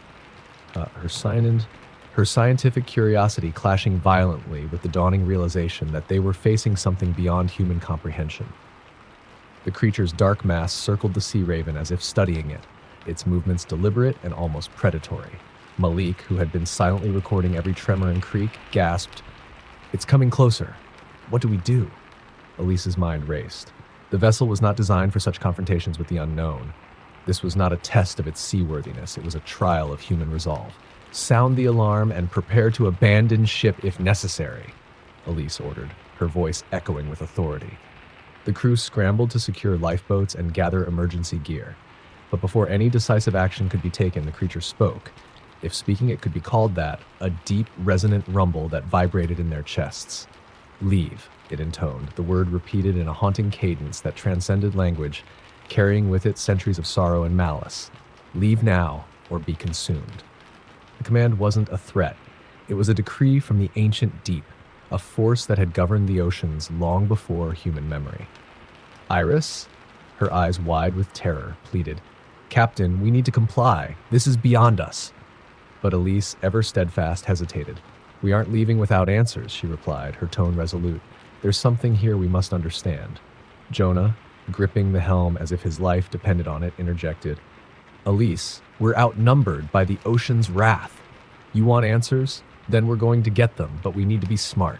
We can't defy what nature itself commands." His voice, usually so unyielding, now wavered with uncertainty. Malik added softly, "It feels like the sea is warning us, that whatever lies below, it doesn't take kindly to trespassers." As the creature's presence loomed larger, the Sea Raven was suddenly rocked by an enormous wave that sent bodies crashing and equipment flying. Elise braced herself against the railing while the crew struggled to maintain control. In the chaos, the creature's haunting refrain echoed again, louder and more insistent. "Leave, leave, leave." Amid the tumult, Iris managed to secure a portable communication device and attempted to call for assistance, but the signal was lost in the wrath of the storm. With every passing moment, the creature's intentions grew clearer. It demanded respect for its dominion, and the defiant intrusion of men and their machines would not be tolerated lightly. Then, as if drawing a line between defiance and submission, the creature made its final move. With a slow, deliberate motion, it extended a tendril-like appendage toward the Sea Raven. The vessel shuddered under the force of its touch, and water surged through every seam and crack. Jonah's voice boomed across the deck. "Captain, the hull's been breached. We're taking on water." In that moment, every decision counted. Elise's mind raced as she assessed their dwindling options. "We can't fight it," she shouted above the roar of the tempest. "But we can try to escape." The crew, united by the instinct to survive, scrambled to launch a lifeboat. In the midst of the chaos, Iris clutched her instruments close, determined to document every detail, even as fear threatened to overwhelm her. Malik, his face pale and eyes fixed on the abyss below, moved with a desperate urgency. As the lifeboat was lowered into the turbulent sea, Elise hesitated for a fraction of a second, glancing back at the monstrous entity that loomed like a specter of the deep. Its dark tendrils writhed in the swirling waters, as if beckoning her to join the eternal plunge into oblivion. With a heavy heart and trembling resolve, she made her choice. "Get in," her voice carrying a mix of despair and defiance. One by one, the crew clambered into the lifeboat, leaving behind the Sea Raven as it battled the merciless ocean. The lifeboat slammed into the churning waves, tossed about like a toy in the hands of a vengeful giant. The storm, as if sensing their submission, raged even fiercer. Amid the cacophony of crashing water and howling winds, Iris managed to whisper, "Did we make it, or have we already lost?" Jonah's eyes, strained with determination and sorrow, met hers. "We made our choice. The sea has its own way of delivering justice." Time lost all meaning as they drifted away from the dying vessel. In the distance, the Sea Raven groaned under the relentless assault, its fate sealed by the ancient power beneath the surface. The crew huddled together in the small boat, the cold biting into their bones as they waited in terrified anticipation of what might come next. Then, as quickly as it had begun, the fury of the storm began to abate. The waves softened, and the oppressive darkness lifted slightly, replaced by a bleak, ghostly dawn over an endless, haunted horizon. When rescue finally arrived, a search and rescue helicopter cutting through the morning mist, the survivors were found clinging to the lifeboat, eyes haunted and minds burdened with what they had witnessed. In the following days, accounts of that fateful night spread quickly along the coast.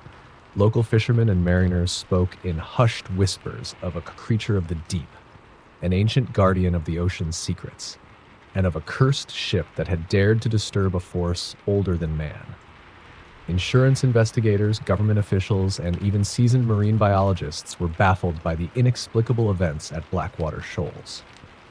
Elise, though physically scarred by the ordeal, found herself tormented by visions of the creature's luminous eyes and its mournful decree. Late at night, when the ocean was calm and the stars shone with the indifferent light of eternity, she would lie awake remembering the sound, a resounding, almost hypnotic whisper echoing through the dark, "Leave, leave, leave." Iris, too, struggled with the data that now painted an impossible picture. Patterns of energy and life that defied scientific explanation, as if the ocean itself had become sentient, its every heartbeat a measure of ancient vengeance. Jonah could not shake the feeling that the sea had claimed more than just their vessel. It had taken a piece of their very souls, leaving them forever haunted by the memory of that dark, primordial gaze. Malik, silent and withdrawn, carried with him the burden of knowing that some mysteries were never meant to be solved. In the weeks that followed, while official reports dismissed the incident as an extraordinary but ultimately natural phenomenon, a rogue wave, a malfunctioning sensor, or a trick of the light, those who had been there knew the truth. The ocean was not a passive expanse of water, but a living archive of forgotten histories, a realm where ancient entities reigned and the depths held secrets too terrible to fathom. Elise found solace only in the writing of her detailed account, pouring every memory, every terror, and every question onto paper in a desperate bid to understand and remember.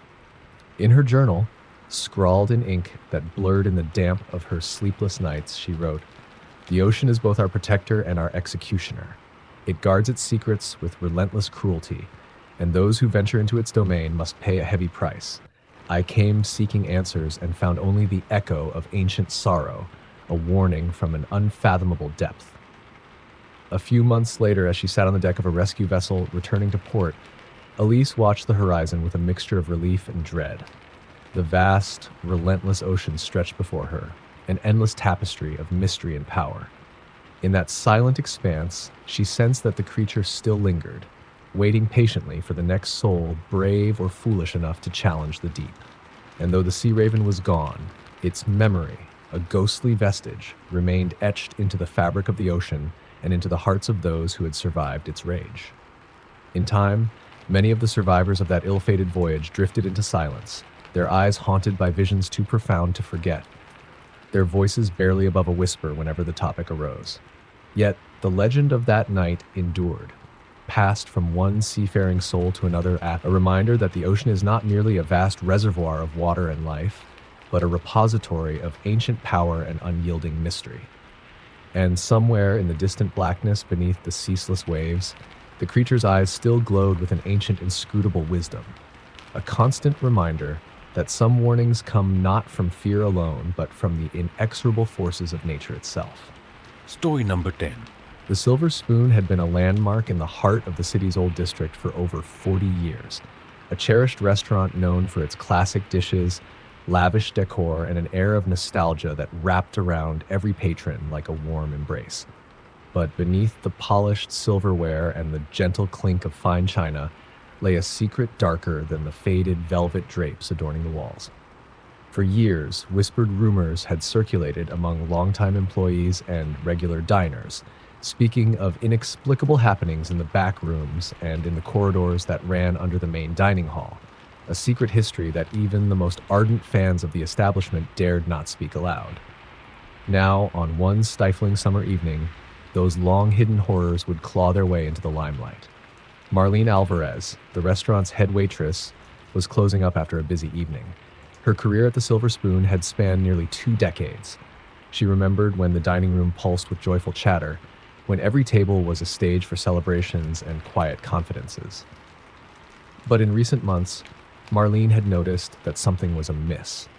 There were unexplained drafts on warm nights, shadows that danced in places where no light should be, and a low murmur that seemed to seep from the brick walls of the old part of the building.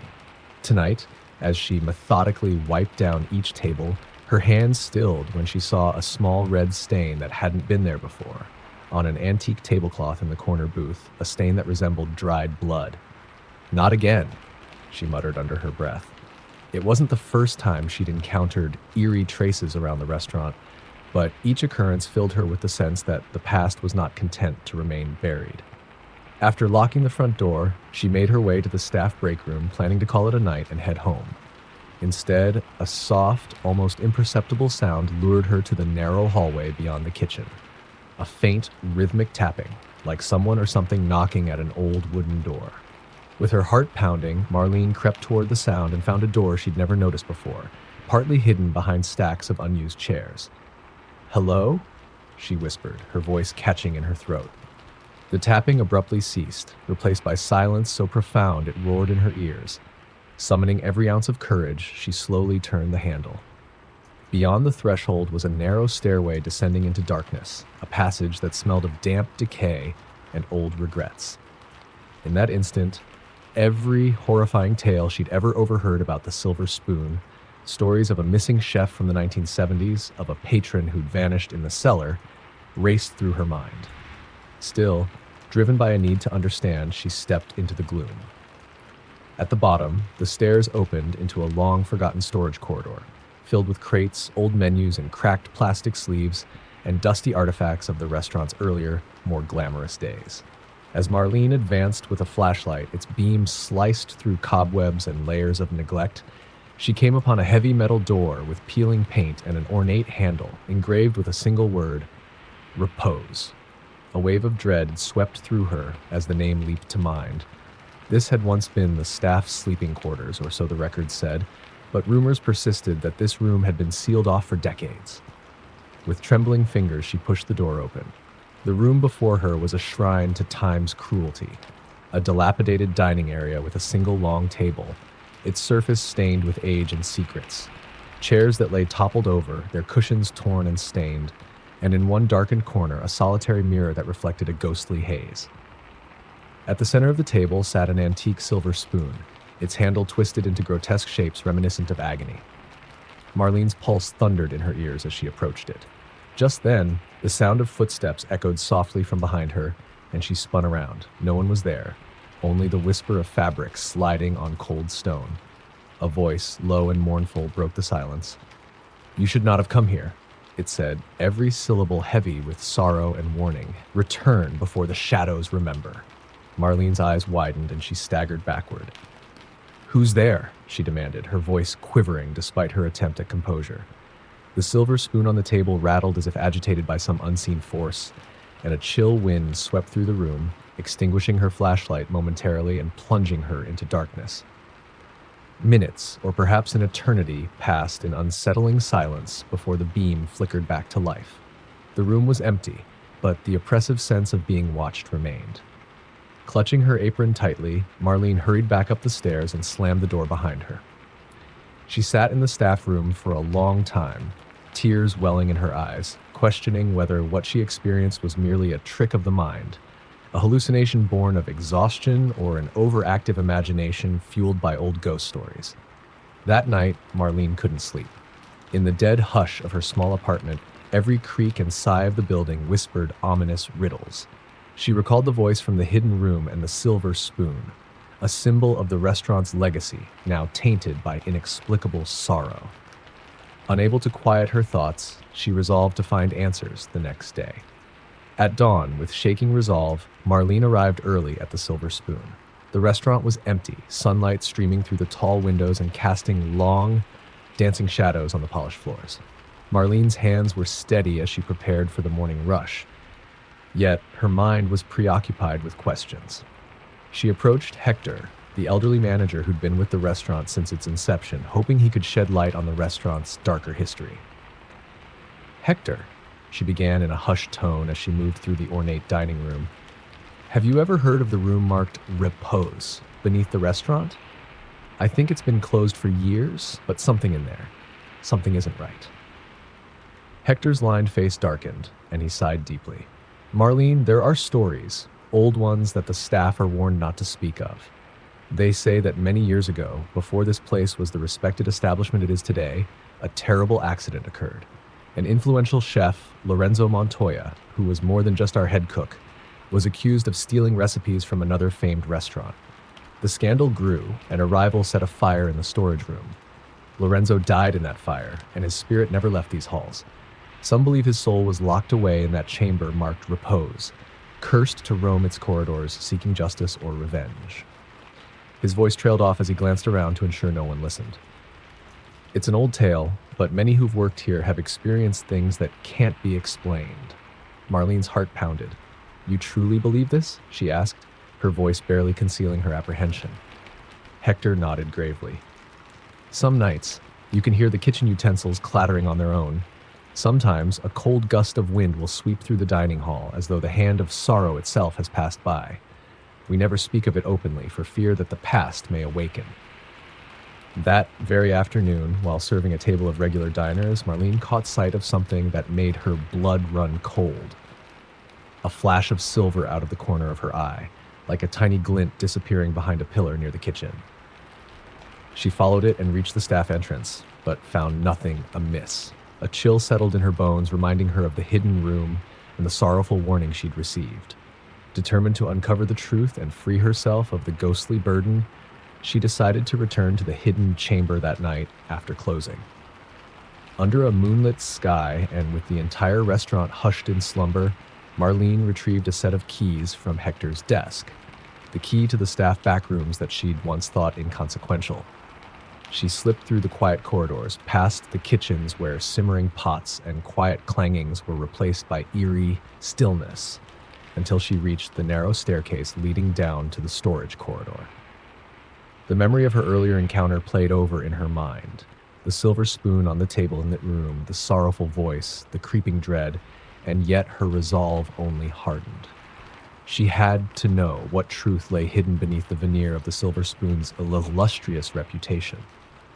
The stairs creaked beneath her weight as she descended. The further she went, the colder the air grew, until she could see her breath in the weak beam of her flashlight. At the end of the corridor, the door labeled Repose loomed large. With a deep breath, Marlene turned the knob and pushed it open. Immediately, a gust of musty, forgotten air rushed out, carrying the scent of burnt wood and something else, something metallic and acrid. Inside, the room appeared almost unchanged since the last time she had inadvertently discovered it.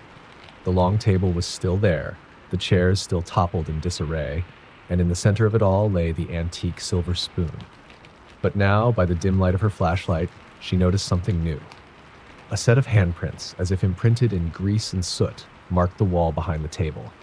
They were discolored, almost as if centuries of neglect had turned them into ghostly scars on the aged plaster. "Who are you?" Marlene whispered, her voice echoing in the cold emptiness. The spoon began to tremble slightly, the sound of a soft clatter filling the silence. And then, from the far corner of the room, the same mournful voice emerged, barely audible. "Return. Return what is mine." This time, instead of fear, a deep sadness welled within Marlene, a sorrow that seemed to stretch through the walls and into the very bones of the restaurant. "What do you want from me?" she asked, stepping forward with her heart pounding in tandem with each measured breath. A faint outline emerged from the shadows, a pale, ethereal figure of a man in a stained chef's jacket, his eyes hollow yet filled with a pleading despair. "I am Lorenzo," he said, his voice echoing as if spoken from a distant memory. "They stole my legacy. They destroyed me. I was once a master of the culinary arts, a man who poured his soul into every dish, but greed and envy set fire to my dreams and to my life. My recipes, my love, my very spirit, all were tainted that night." His translucent fingers pointed toward the table and then the silver spoon. "This spoon, it was my prized creation, a symbol of my artistry. It was taken, lost in the flames, and now it must be returned. To me, to who I was meant to be." Tears welled in Marlene's eyes, and she felt as though the weight of decades of sorrow had pressed upon her. "How can I return it to you?" she asked, voice trembling with compassion and an unspoken promise to help mend the fracture between the living and the restless dead. Lorenzo's spectral form shimmered, his image wavering like a reflection on disturbed water. "I must be whole again," he intoned. "Once the spoon is returned, the spell will be broken and my spirit can at last find peace. But know this, my thirst for retribution has warped my memories. I do not seek vengeance against those who did me wrong. I seek only the restoration of what I lost, the purity of my art. Only then will the silver spoon be cleansed of its past and free to serve a new beginning." Marlene listened, the enormity of the moment settling on her like a heavy cloak. "And if I return it?" she asked softly. "Will you go away? Will you leave us in peace?" Lorenzo's eyes flickered with gratitude and sorrow. "Yes," he whispered. "But the road to peace is long and fraught with the pain of remembrance. You must bear witness to the truth of what was done in the name of ambition and the cost of art corrupted by commerce. Only then can my spirit, and the spirits of all those lost in that terrible night, finally rest." Determined to help heal the wounds of the past, Marlene gently picked up the silver spoon, its cold metal biting into her palm as if in protest. With tears streaming down her face, she carefully carried it to a small, time-worn wooden chest tucked away in a corner of the room. A chest that, according to an old ledger she had once glimpsed in Hector's office, was meant to hold heirlooms and memories of those who had come before. With trembling hands, she opened the chest and placed the spoon inside. The moment the silver spoon touched the ancient wood, the room shuddered. The handprints on the wall seemed to glow with an inner light as the temperature rose ever so slightly, and the sorrowful presence of Lorenzo appeared to smile, a sad, bittersweet smile that spoke of release and long-awaited absolution. "Thank you," he murmured, his form fading slowly as if carried away by a gentle breeze. "Remember me, and let my legacy not be one of despair, but of passion for the art of nourishment." His voice lingered in the air like a final note of a requiem, then dissolved into silence. Marlene sank to her knees, overwhelmed by the experience. In that quiet, hallowed moment, the silver spoon seemed to exhale a long-held breath, as though the weight of a terrible secret had been lifted. She knew that the restaurant's legacy would forever be intertwined with the tragic tale of Lorenzo Montoya, but also that by acknowledging the past, by returning what was lost, a new chapter could begin. The haunted echoes of the past were finally given a chance at redemption, and the restaurant, for all its storied beauty, became a testament to the idea that even in our darkest moments, there is hope for renewal. In the days that followed, Marlene found that the eerie disturbances lessened. The chill drafts vanished from the dining hall, and the whispers that once crept through the corridors became nothing more than soft rustlings of settling bricks. Hector, the stoic manager, allowed himself a rare, wistful smile when he noticed that the antique silver spoon had been removed from its ill-fated pedestal. Though he never spoke of it openly, everyone in the restaurant sensed that the silver spoon had been cleansed of an old, malignant spirit. Customers noticed subtle changes, a calmer atmosphere, a warmth that wasn't just from the oven's glow. Even the food seemed to taste richer, as though the legacy of a master chef had been honored rather than obscured by corporate greed. Marlene, however, carried the memory of that fateful night like a secret treasured in her heart, a secret that, though laden with sorrow, reminded her of the power of compassion to heal deep, ancient wounds. Late one evening, as the restaurant quieted and the final patron left with a satisfied smile, Marlene stood in the dim light of the front hall. A delicate, almost imperceptible melody hummed from somewhere deep within the building, the soft strain of a piano that hadn't played in years. It was as if the echoes of a lost era were finally singing a lullaby of forgiveness. With a trembling smile, Marlene whispered into the silence, "Rest now, Lorenzo. We will remember you as the artist you once were, and the silver spoon will shine anew."